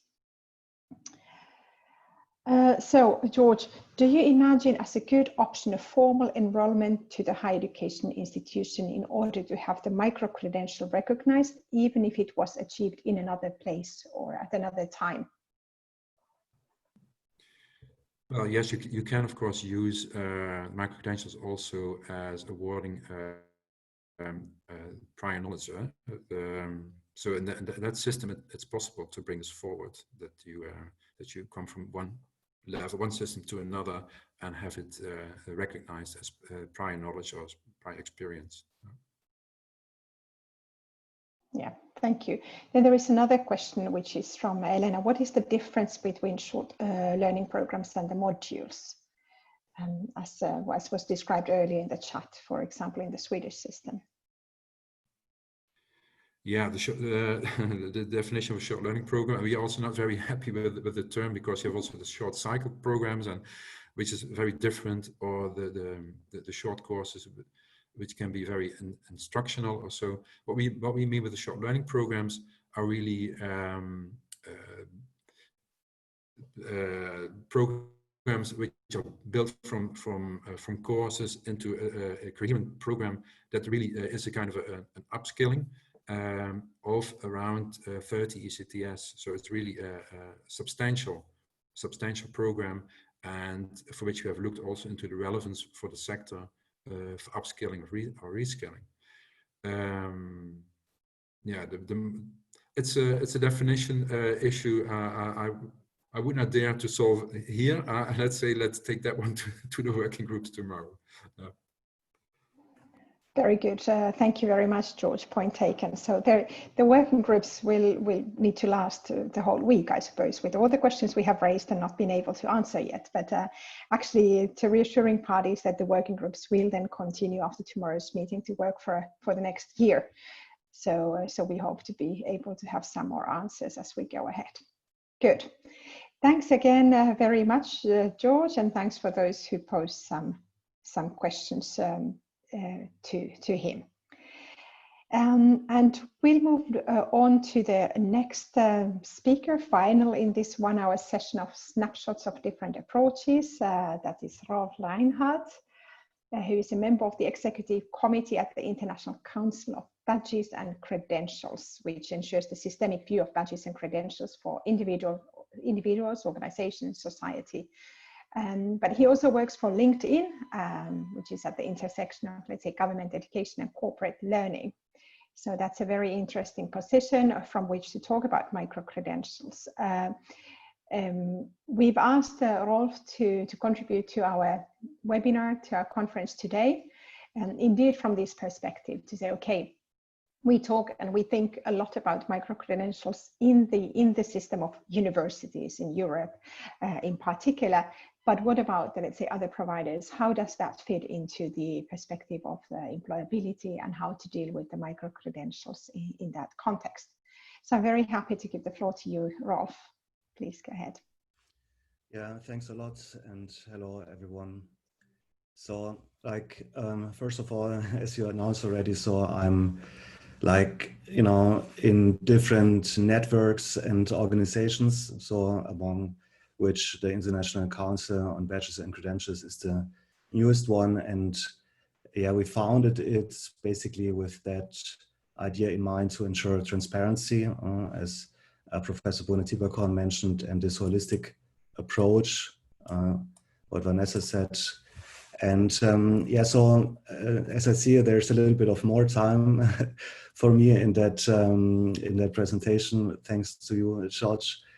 So I can start with a little anecdote. So I studied media technology, and at that time when I studied, my father warned me and said, "But why are you studying that?" And it was back in 2002. There are no jobs available for that. And indeed, it was such a new type of study that the traditional job market was not ready to take us on. You know, there were no job ads in relation to that. But fortunately, I did it, because I can say that still today I benefit of what I've learned in their studies. So when we look at the traditional relationship between like the employers and the job market and so on, and maybe also the link to higher education, we see these job ads. We see the job title that is referring to, we see the location where they want to place someone. We see the experience, if it's a beginner or several years of experience. And then we also see like a range of other things that are becoming increasingly important, and which will also be like one of the like strong emphasis within that presentation. And that is on tools, methods, and what I call it like soft skills in quotes, because those skills are not soft at all. They are indeed the core competences that nowadays everyone needs, as Professor Bonetiba already outlined in the keynote. And the funny thing is, like, I don't know if you can see that, but so this job ad is open since 8 months. It has a couple of views, but only 7 applicants. And that illustrates how the system is kind of broken, you know, this traditional system, because these people who have these qualifications, they don't apply for a job anymore. They get hired, you know, they basically get hired from a headhunter or directly by reaching out from the different companies that want to hire them. And we see that like kind of, you know, like as an example, I used here actually a German job description, because in Germany we still see a reference to a university degree in such a respect to hiring a software engineer. In other countries, such as in the US or in the UK or Ireland or so, you don't see that anymore. So the interesting thing is when we look at like the job market needs, we can see from LinkedIn sites how many professionals are in a certain market. So just to give you some context, we have 709 million professionals on LinkedIn with a profile.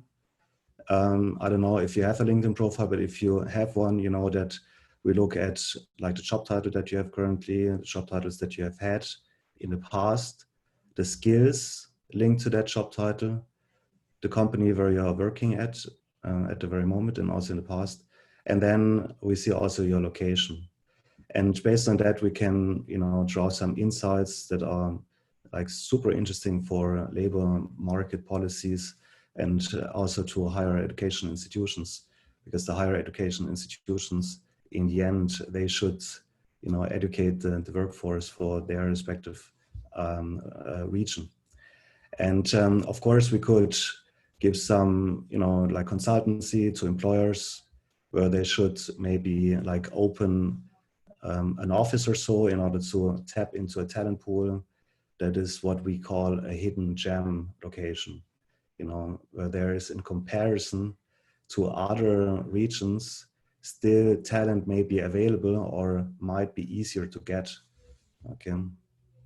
And so you see also with whom you're competing, you're basically competing against the top employers basically providing a lot of perks, etc. And yeah, so these top employers already shifted their hiring needs from a degree towards these soft skills or core competences, the methods and tools. And the interesting thing is, like, it's not just about hiring your workforce. So what we've also learned this morning in the keynote is that our world is increasingly dynamic, and the skills that have been maybe important when the curriculum at the university was designed might be nowadays outdated or should be enriched by an additional skill set. And this information is also something that we at least can access. So first of all, as the market gets more difficult, you have to prioritize your requirements. And if you prioritize your requirements being the skills, the methods, and the tools, you also should be aware of what is changing. So we see, for example, for the occupation of a software engineer in a certain area, so we can even drill down. This is like the area of Europe, Middle East, Africa. And in a certain industry, like here, the software and IT services, what skills are available as of the very moment based on the LinkedIn profiles. The second one is in relation to what are the in-demand skills, because this is like in particular interesting. We don't have only the members displaying their skills. We also have the data on the recruiters searching for particular skills. And we see also that there are new skills added to these searches basically like every day, you know. And these new skills are tied to the fastest growing skills. And that's an very, very interesting data to look at, you know, like globally or within a region, which skills in a certain segment related to a certain profession or occupation, which is maybe even a better terminology, are becoming increasingly important. And this is what everyone has to catch up with. I mean, not just the higher education organizations that are mainly targeting like these first-time students, but the labor market in general, like all the employers, they have to know, okay, what skills are emerging and how do I place them into my company? And there's an additional requirement that we see in particular in larger organizations and also at the ministry level and the governments, which is what skills do we have in a certain region or in a certain department, and to which extent can we reorganize these skills? So for countries, this is mainly relates to infrastructure projects. So or when they change the scope of a certain occupation profile, like from mining to, I don't know, biotechnology or so, if that's like the gap that they want to close. But then also in the companies, we have something which is called workforce planning or strategic workforce planning, where they look into, okay, what skills do we have in which department, and what skills can we move and create maybe new departments or so in order to remain agile. So based on that, we came together, like, we started that within LinkedIn and Microsoft with a couple of people, and quickly there were like 62 organizations gathering around that topic under this basic principle of a holistic view. And a holistic view also included an international view, because what we could see, like in this first cross-regional education and training academies bucket, so to say, there's an increasing need for some organizations to train globally via online academies, but to have it recognized regionally or nationally.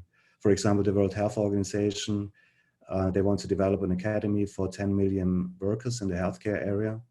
And that should be recognized also at a local level, at degree level or nurse, whatever, like a doctor level.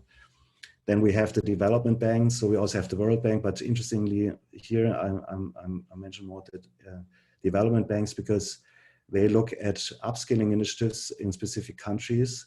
So, like for example, in Africa, they look at leapfrogging initiatives from agriculture to knowledge economy. So, how would that go?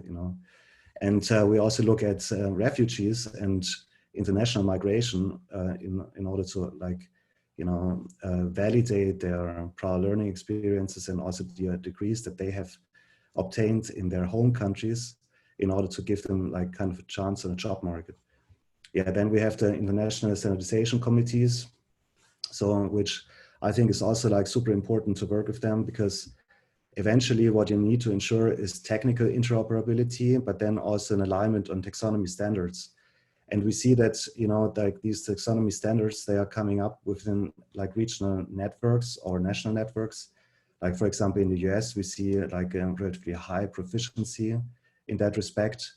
But in order to tap into those, and Europe also, has their taxonomies aligned with ESCO or with the International Labour Organization standards, the ISCO. But I think it's very important to translate that into so-called ontologies and make them machine readable. Yeah, then we have the large organizations that are using the badges internally, and they were looking into, okay, to which extent can we actually get recognition outside? Because these organizations, they are exchanging stuff like in certain ecosystems, for example, at the United Nations. So it's very common that these people are fluctuating between the different agencies. And the question was, okay, how can we enable and facilitate such a process? And then, of course, we have the companies that are supporting the digital transformation. I mean, that's like a very general term because it's difficult to put that in. But we see that at the moment, we have a lot of like specialized companies that are working on badges and credentials and in consultancy and so on. But they also need to, come together in line. And thirdly, lastly, on the fifth point, we have the accredited education providers and networks. And I guess this is a big chance for them not to get disconnected from what's going on. I mean, not to react to what is going on, but to take the chance and proactively shape the future, as I guess, Anthony was inviting everyone. And so within that network, we officially launched on the 1st of November. We actually did a call and said, so we have the possibility to do a presentation within that scope. So, and who wants to do some examples? And yeah, we received a couple of examples and we selected them based on what could provide the most value for you as a target group in order to learn and derive some conclusion for your own policies and strategies. So one is LinkedIn Learning and the Project Management Institute. And it's just an example of like a recognition network that is, as of the moment, like very small. But I guess that for the higher education organizations, it's good to tap into such recognition networks. So like LinkedIn Learning is a course library with 16,000 courses. One course, so like is developed within 3 to 4 months. Now compare that to a higher education course that takes like 3 to 4 years until the accreditation. So the pace is extremely fast. But I could also show like many other providers doing the same thing. It's not anymore about the content that you are creating a course with. It's about eventually what can I do with it and what's the recognition. So when you take such a course and you finish it, you can see this course was part of an official curriculum at some providers. So we have like the Project Management Institute where you can directly get credits, but then we also have the National Association of State Boards of Accountancy where you're saying, okay, you can get credits, but you first have to pass an exam. And later on, like these validation scenarios that George referred to, like for example, check the ID, etc., that is done basically afterwards.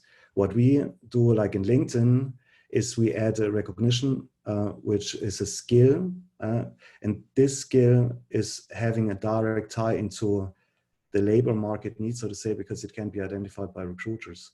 But we don't have this validation, you know. We only have like kind of, okay, a signal, so to say. However, in the world of a recruiter who has maybe 2 seconds to judge a candidate, this could be like a very important part because this filters the algorithm.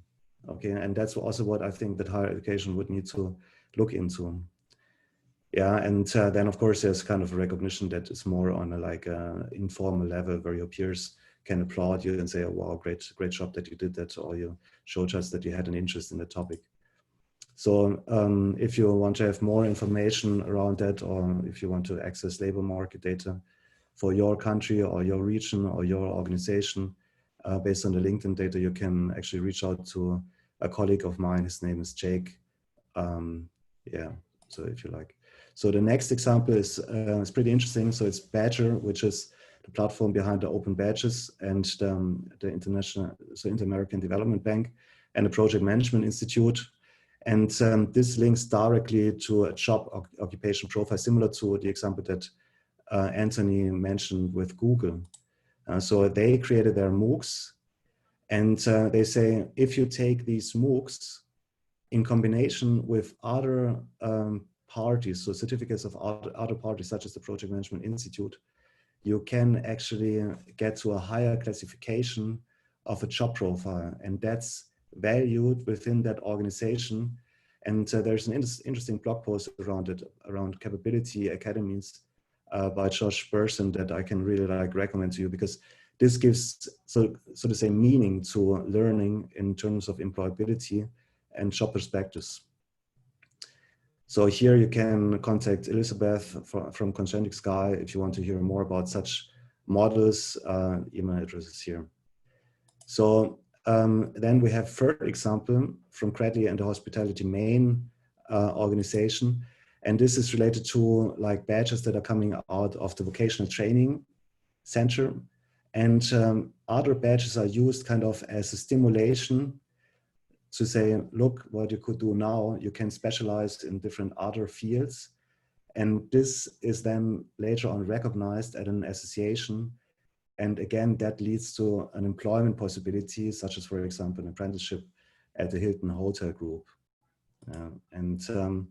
For more information, you can actually send an email to Brenda.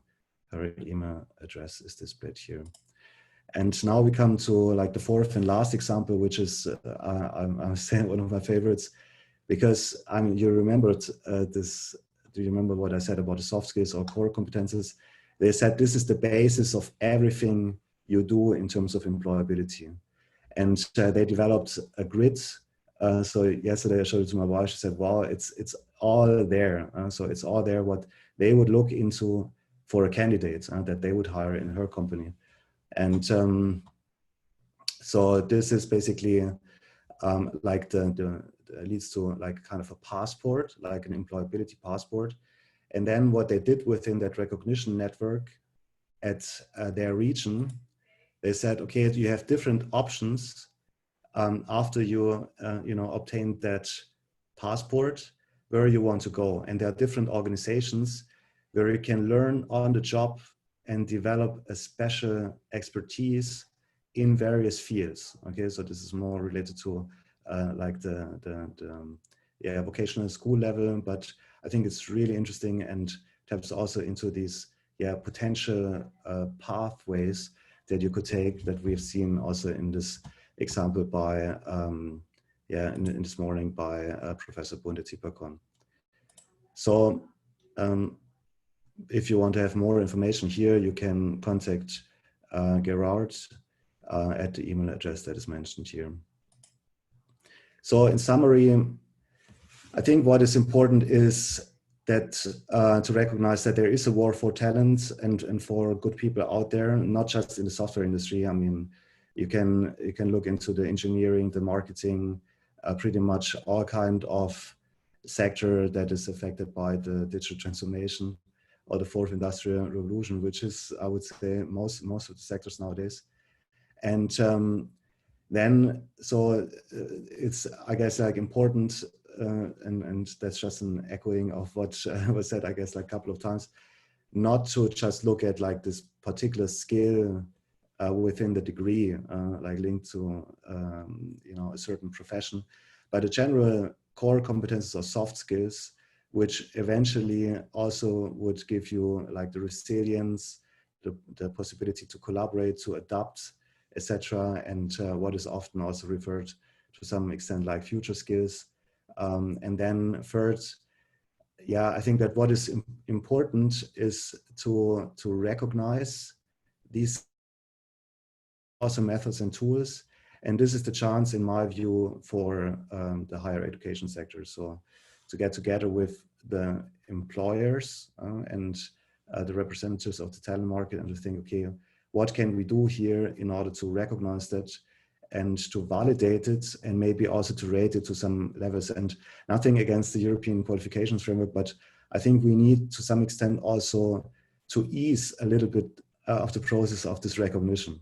So the easier it is to use, I think the better it will scale at a later stage, in particular when there's an understanding of the labor markets. Say, okay, these are the certain, you know, that grids that we would need to use.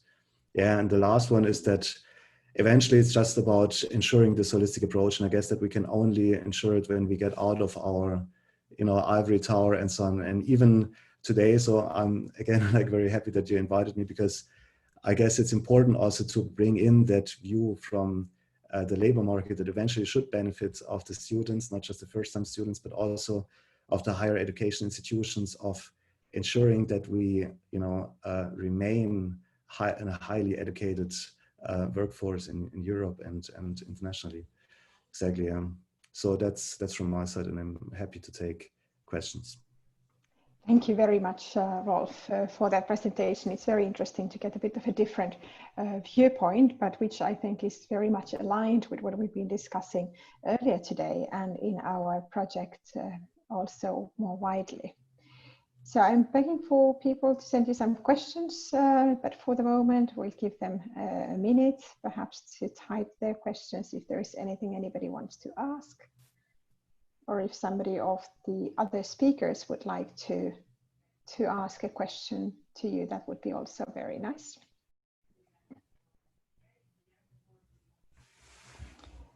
Maybe in the meantime, I just pick up a comment that was made in the chat, which is that data analysis is important for the development of when developing the micro-credentials, but it of course only works if enough people give access to their profile. And there's the GDPR, and we have to be careful about data protection and things like that. So is there anything that you would like to mention, something more about that aspect? Yeah, so eventually it's everyone's choice to have a profile or not on LinkedIn, and also what they put on that profile. And of course, I mean, we are GDPR compliant to a very high extent, I mean, to 100%.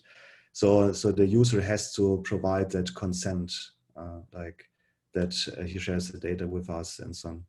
And the user does that because he expects a certain benefit that is like the employability benefit, but then also being part of community. Thank you. Then I had a question. Is your perspective, you know, what is your perception? What really matters? Is it, I mean, putting in a bit of a silly term, is it the skills or is it the certificates? So it's a very interesting question. I mean, you know, like the funny thing is that in the beginning we saw in the job posting, yeah, you should have that degree or equivalent, you know, equivalent. And then I talked yesterday with my wife about it, and she studied English literature. Now she works in a mobile marketing company, you know, like totally different. So, and she said, yeah, she got a job because she had a degree, whatever degree, you know, and we kind of discussed about it. So the certificate, however, you know, is something important because it shows something to the individual and it shows something to the outside world. I would say that most, so like, for example, with LinkedIn Learning, the user can also log in without any personally identifiable information, you know, just with a token without name and so on, but then he has no name on the certificate. And the funny thing is that eventually the user wants his name on that certificate. And if you look at yourself and the seminars that you have attended, what eventually you want to get is a certificate of completion or a certificate of attendance.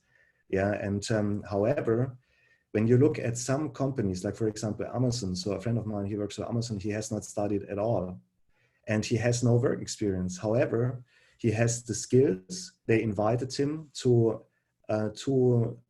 like interviews where he had to showcase his skills. He had to work in 2 teams and show that he's better than the 50% of the Amazon workforce. That's kind of the basis on what they hired. So they got him, he was better, they got him the job.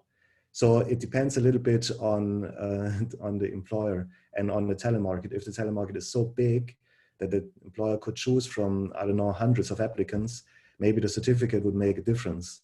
But if it's very, very tight, then it's eventually what you can do that counts. Yes, thank you. That was a bit of a naughty, it was almost a trick question, but I think there isn't a simple, easy answer, but you gave a kind of very nice perspective on that. So thank you for that. I don't see any other questions coming up and the time is also up. So I thank you again, Rolf, for joining us for this. And I hope you can hang out for the final sessions as well. Thank you. So we'll move on to the next speaker, who is somebody you already met today. That is Magali Sönen, who is a policy advisor for higher education at the Flemish Ministry of Education in Belgium. And she's also representing the Flemish community in the Bologna process and in the ASIN process. And she's a co-chair of the Bologna Peer Support Group on Quality Assurance and the Bologna Coordination Group on Global Policy Dialogue. So she's very well versed with the Bologna agendas and also with this collaboration with other world regions, of course. And most importantly today, of course, she is the project coordinator for the MicroBol project. And we've alluded to the project many times in the course of this morning, but you haven't really heard what it is about in its entirety. So I will give Magali the chance to explain to you something more about the project. Please, Magali, go ahead. Well, thank you, Maria, to give the floor back to me. Yes, now we'll really go into the project and its activities. After we received from all the previous speakers a lot of general information on what is going on in the field of micro-credentials. So if I can control, see. Yes, so the details of the project, just for your information, the title is Micro-Credentials Linked to the Bologna Key Commitments. So as you have heard, a lot of projects are going on the topic of micro-credentials or have finished already. A lot of things are going on in the field as well, in companies, but we in our project, we really want to focus on this link with the Bologna process. So the project is an Erasmus plus K3, so policy support project from the call of 2019. The project started at the end of March this year and will run for 2 years. So the partners of the project, we, the Flemish Ministry of Education and Training of Belgium, we are the coordinator of the project. And we have, of course, the help from our partners, which is from Finland, the Ministry of Education and Culture. From Italy, we have CIMEA, which is the NARIC Center. We have the European University Association, and we have ENQA. Furthermore, we have also a number of experts that are linked to our project. Some of them you already heard this morning. So Anthony Camilleri and George Ubachs, I don't have to introduce them to you anymore. Furthermore, we have Frederik de Decker. He is the head of the International Office of Ghent University in Belgium, because we thought it's really important also to have the view of the universities themselves into our project. Furthermore, we have Cathy Isaacs, who is a CTS expert for a long time and currently also the vice chair of the Bologna process.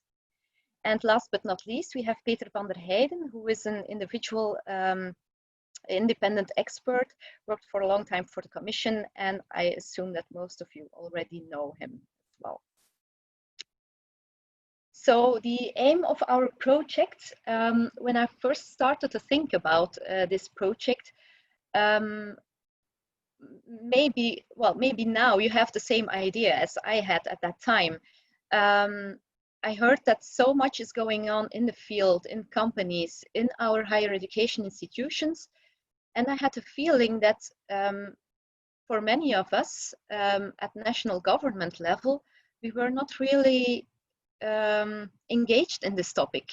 We didn't really know what was going on yet in the field. So one of the main aims of this project is really to raise awareness among national governments, and also to encourage and guide the governments to include micro-credentials on their policy agenda, and to see how we can connect these micro-credentials in a compatible way to our existing degree programs, how to deal with these new forms of learning. Furthermore, what I already told you was the importance to see how these micro-credentials fit into the Bologna process. And therefore, we have to check whether the existing tools that we have within Bologna, if they are fit for micro-credentials, and or if we have to propose changes for adaptations on European level. One of the other aims of our project is also to come up with recommendations to check if adaptations to national legislations are needed. And finally, we also want to create a European framework for micro-credentials to propose to the ministers within the Bologna process. Not only within the Bologna process, but as you heard also from Vanessa, the European Commission is putting this also really high on their agenda. So we try to align the work of the project with the work of the European Commission as good as possible. Now, let me tell you something about the structure of our project. So the first task within the project was the desk research. So this has been performed by EUA, and you have all received a draft publication of this desk research report. The idea is that from this webinar today, and also with the input of the working groups tomorrow, we still add some extra items to the desk research, and we would then send you the final publication by mid of September. So desk research was the first month of our project. And then, of course, which is going on now, we have the kickoff conference with informing everyone on the general topic of micro-credentials now today in the webinar, and have the discussion during the kickoff of the working groups. So the working groups, we have one working group on each Bologna key commitment. So we have a group on quality assurance, one on qualification frameworks, and one on recognition. So for these groups, we asked the Bologna follow-up group members to nominate persons from their country that could officially attend those meetings of the working groups. So the working group on QA will be chaired by Belgian Flemish Community with the help of two of our experts, Peter van der Heijden and Anthony Camilleri. For the moment, we have about 50 persons registered for this working group from 27 countries and 6 stakeholder organizations. The next working group is the one on qualification frameworks, chaired by Finland. with the help of experts George Ubachs and Kathy Isaacs. Also 50 registered participants from 28 countries, 6 stakeholder organizations.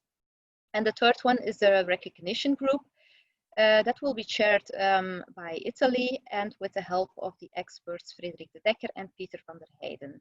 And there we also have among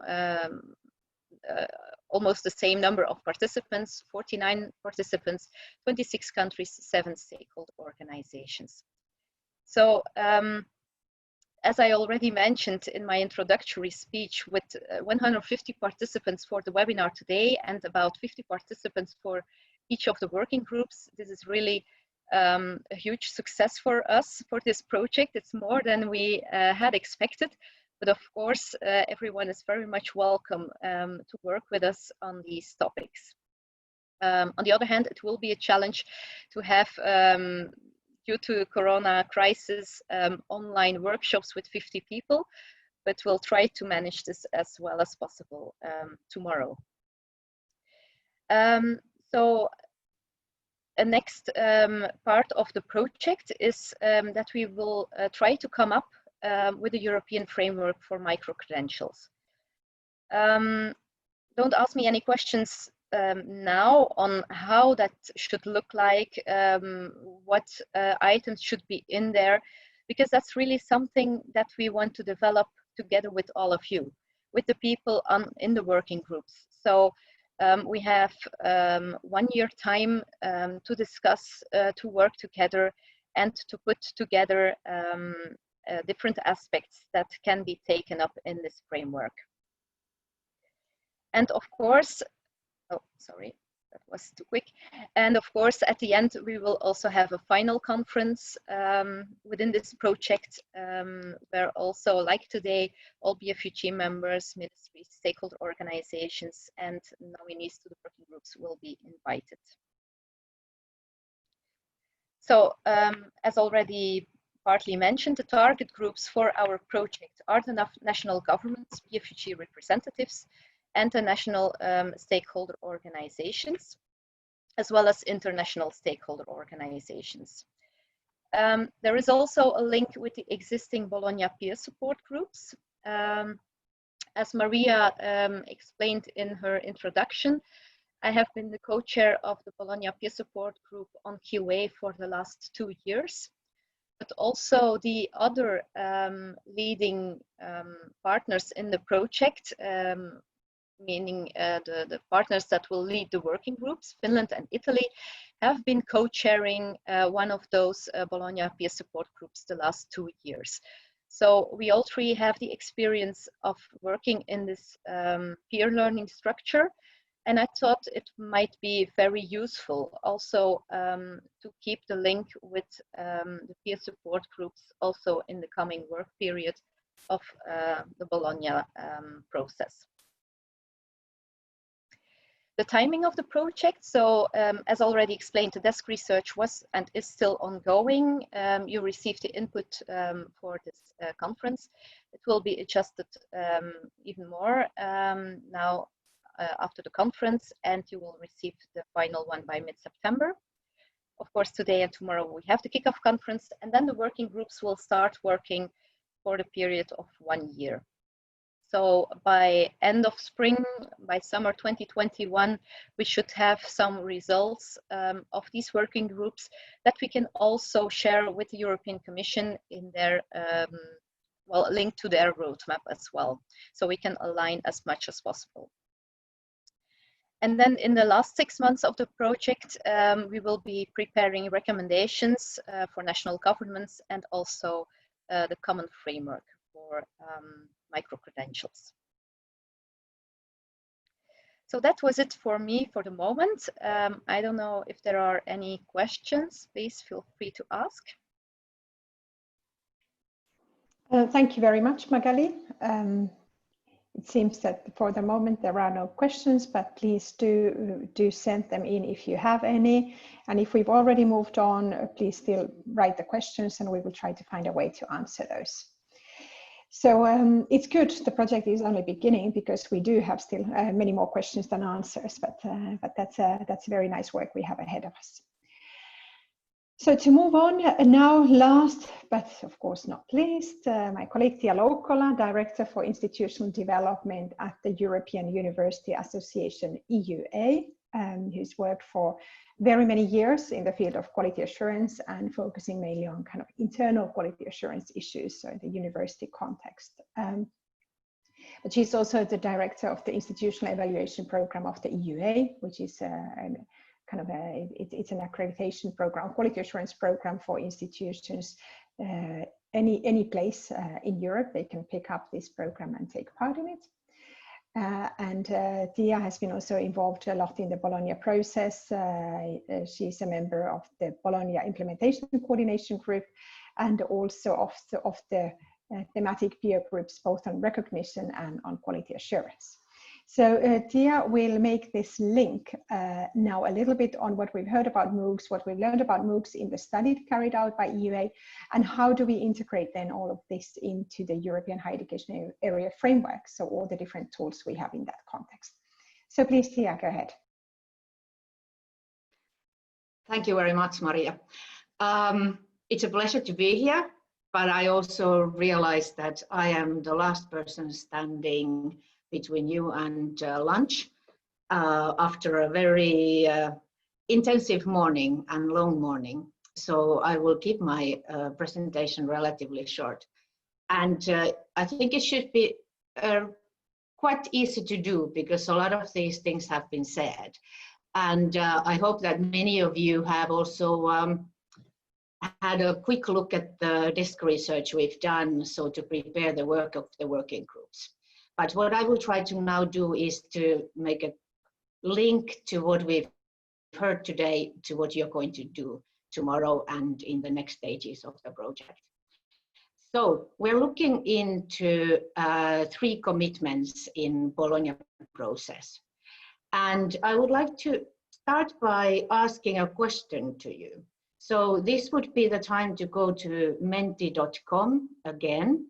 And you will soon see a screen where you will see the code, if I can get my lovely assistant to give us the view to the Menti question. Thank you very much. So the code is in the upper corner of the side of the slide. So we would want to kind of test the pulse a little bit. What do you think now before the work of the group starts? To which degree do you think the tools on key commitments are applicable to micro-credentials? Do we need to change them? Do you think they are not applicable at all or strongly applicable? Where are the problems? So the qualification frameworks and ECTS are about the first key commitment. And then we've got Lisbon Recognition Convention and diploma supplement, which are linked to the key commitments of recognition. And then the EST, which is linked to quality assurance in line with the ESG. Interesting how you are answering at the moment, how they are applicable. Because this will give us the idea of what we can expect in the groups, in the discussions. And I see that it's getting to the middle of it, but most of them are going to the strongly applicable. I can see also that there are perhaps some disagreements between what I would want to say myself and what I will be arguing next for you. So it looks like the ECTS would be the most applicable. And the Lisbon recognition the least, although the differences are very limited at this stage. So I think we might, okay, I will leave this for a little bit more because I wanted to talk about something that what we did in our desk research. We intentionally left in the end of each section questions for you, so to guide the work of your group in the next stages, because we we didn't want to give you all the answers. And I think many of the questions we've seen in the chat also demonstrate that there is a worth of discussing these matters. But what I want to, at this stage, underline in response to some of the discussion in the chat is that we are, when we talk about qualification frameworks, in this context, we talk about the qualification framework for European higher education area. We don't talk about EQF, because EQF is the European Commission framework, whereas the topic of this project is in the Bologna process. Similarly, there were questions about the definition and so on, whether they could be the same. We've now proposed, and I think in your groups you will be discussing it tomorrow even more, we've proposed that the definition makes clear linkages to these Bologna tools, which then are not necessarily applicable to the European Commission approach to micro-credentials and their definition, because that definition tries to cover all educational sectors, whereas our focus as general rule is on higher education. Okay, I think we can close the poll, knowing that ECTS seems to be the most applicable and Lisbon recognition the least. We'll see what the result of the projects will be in the end once you've really had time to discuss these matters. So I'll go quickly through some of the questions we've had and we've posted in the desk research. So what we did is we looked at the different documents. What do they really say in those documents, and how could they relate to micro-credentials?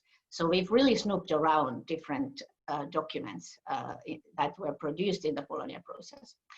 So qualification frameworks and ECTS is actually the area where we have most questions to you.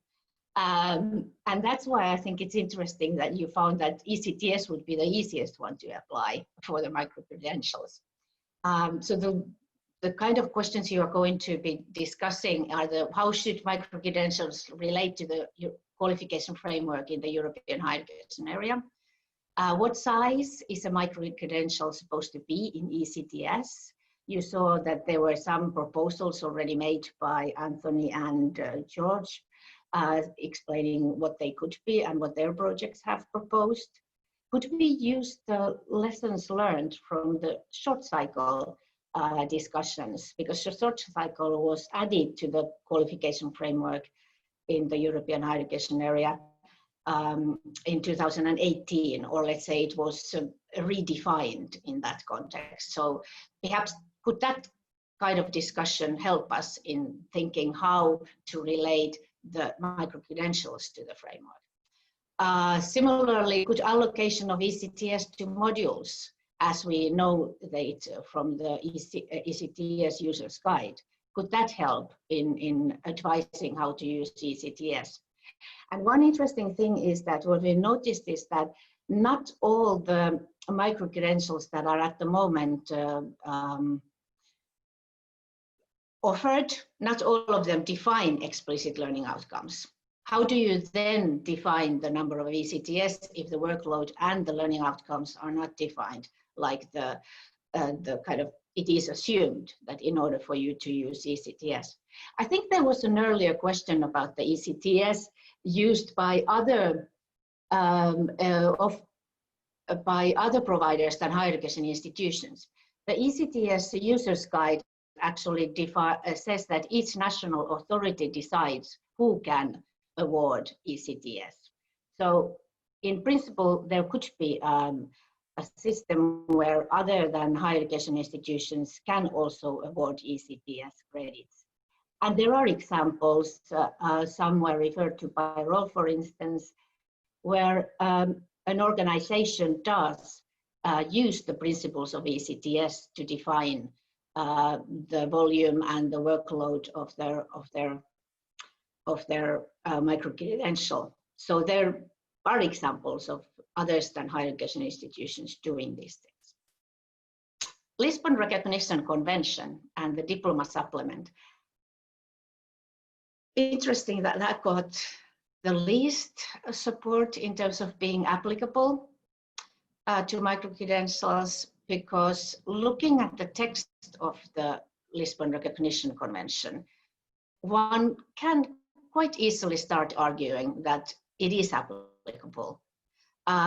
It does talk about study periods. It doesn't only talk about qualifications, recognizing qualifications, but also study periods and a different kind of education. So there is really nothing in it that would say that we could not use the same principles of fair and smooth recognition, which would be really the key issue. I think many speakers today have said that we need to ensure the recognition of micro-credentials in order to really develop this field. But what is the issue is that the Lisbon Recognition Convention does talk about education offered by accredited higher education institutions. And that seems to be clear. If you're accredited higher education institution and you're offering micro-credentials, it should be in the scope of the Lisbon Recognition Convention. But then again, what about the other providers? We've heard there are a lot of other providers here in the field. And the challenge may be that to develop the processes and mechanisms for their recognition. But then again, I would maybe perhaps argue that is the challenge really only the processes and mechanisms, or is it the general challenge of recognition as a whole? Is it attitudes and willingness to recognize that we're really dealing with? But if we go beyond the attitudes, maybe we can argue that the recognition for prior learning could be something that we can look into in terms of the processes and mechanisms. The quality of documentation or credential provided to the learner and information it conveys, this is very much linked to the diploma supplement issue. And I think the previous speakers have talked about proposals on how to deal with the quality of the documentation. So I will not go into detail in that one, but it will be something that the working group will be discussing.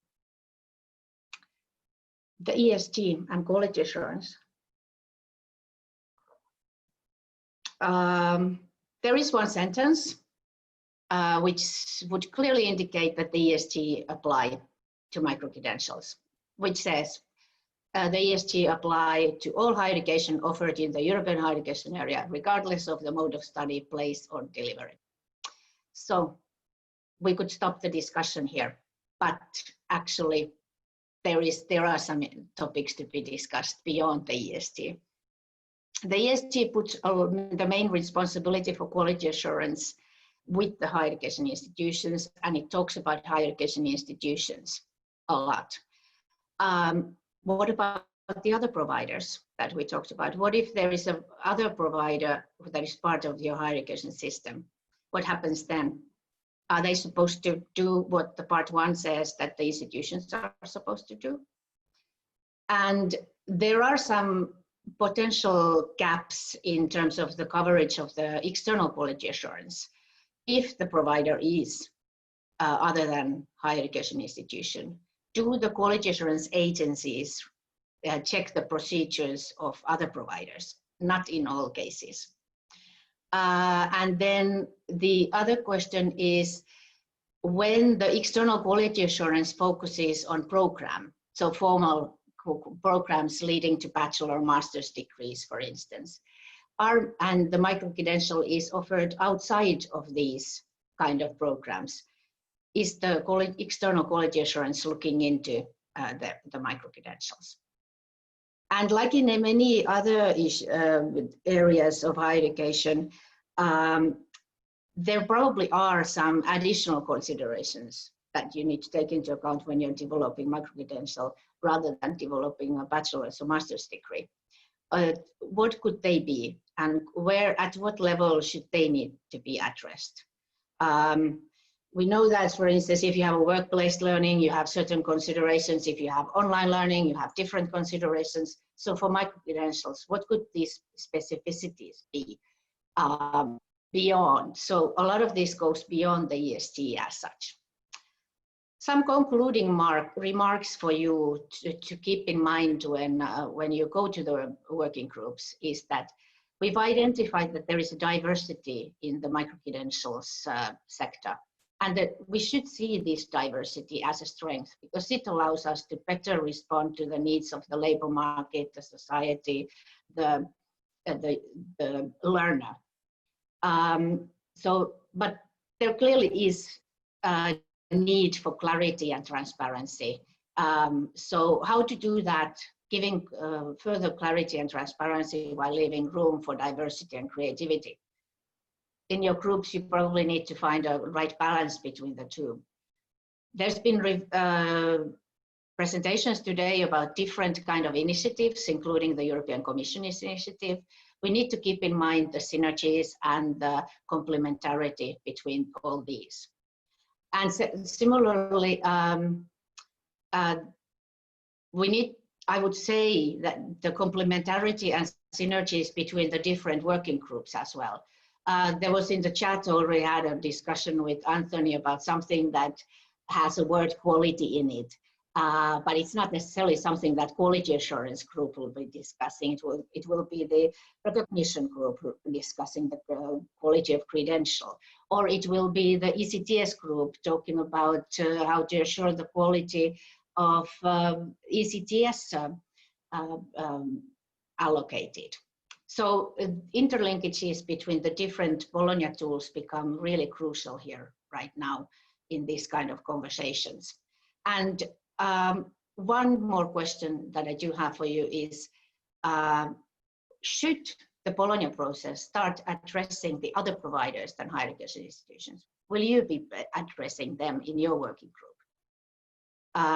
We're not giving you the answer to that yet. I think that's something that you should discuss in your working group and to decide how do we deal with this diversifying higher education that we are at the moment seeing. If we take the learner perspective and student-centered learning really seriously, these are questions that arise. So I think to a certain extent, it looks like micro-credentials are bringing on the surface a lot of the challenges that are there anyway, but now in this context, it will be interesting to talk about them in the next 2 years in the context of micro-credentials. This is where I will wrap up, and it's time for any questions or lunch, if that's what Thank you very much, Tia. Thank you very much, Tia. I think the lunch will be very desirable at this point, but if you have any questions, please send them in. I will monitor the boxes while I give what I was asked to do, which is the concluding remarks of this morning. You're lucky because the only concluding remark I have is that it's far too early for any concluding remarks. So as we've said it many times today, we've raised more questions than we've answered, although we have also heard quite some interesting perspectives on the micro-credential topic. But we in the project are very serious about these questions that we have received and collected, and which we have also asked ourselves, which the speakers have asked us to address. And we will deal with those in a hopefully more participatory manner in the months to come, in the coming years. So I would just say watch this space, have a look at the project website, and there will be news for you regularly. And the only thing that remains then before we really close is to thank everybody, of course. I would like to thank first of all the speakers. It's been great for you to share your experiences and your ideas with everybody today. I would also like to thank all the technical team, my colleague Jasper and Magali's colleague Dora, for having taken care of all the background work on this event so well. And I would like to thank all the participants. Until a minute ago, so maybe it has something to do with me starting to speak, but almost everybody who was there at the beginning of the event quite a few hours ago was still there. So I think that shows that the presentations have been interesting and relevant. And I thank you for having taken part in what must have been a bit of a tiring, although informative morning. So I hope we will see many of you in the future activities of the project, starting with many of you taking part in the working groups tomorrow, and others hopefully then as we progress with the project. So I would like to close the event at this moment, leaving you all for your remaining of your day and of your week, and all the best of luck for dealing with higher education in these exceptional circumstances that we are still facing. So bye everybody. Thank you.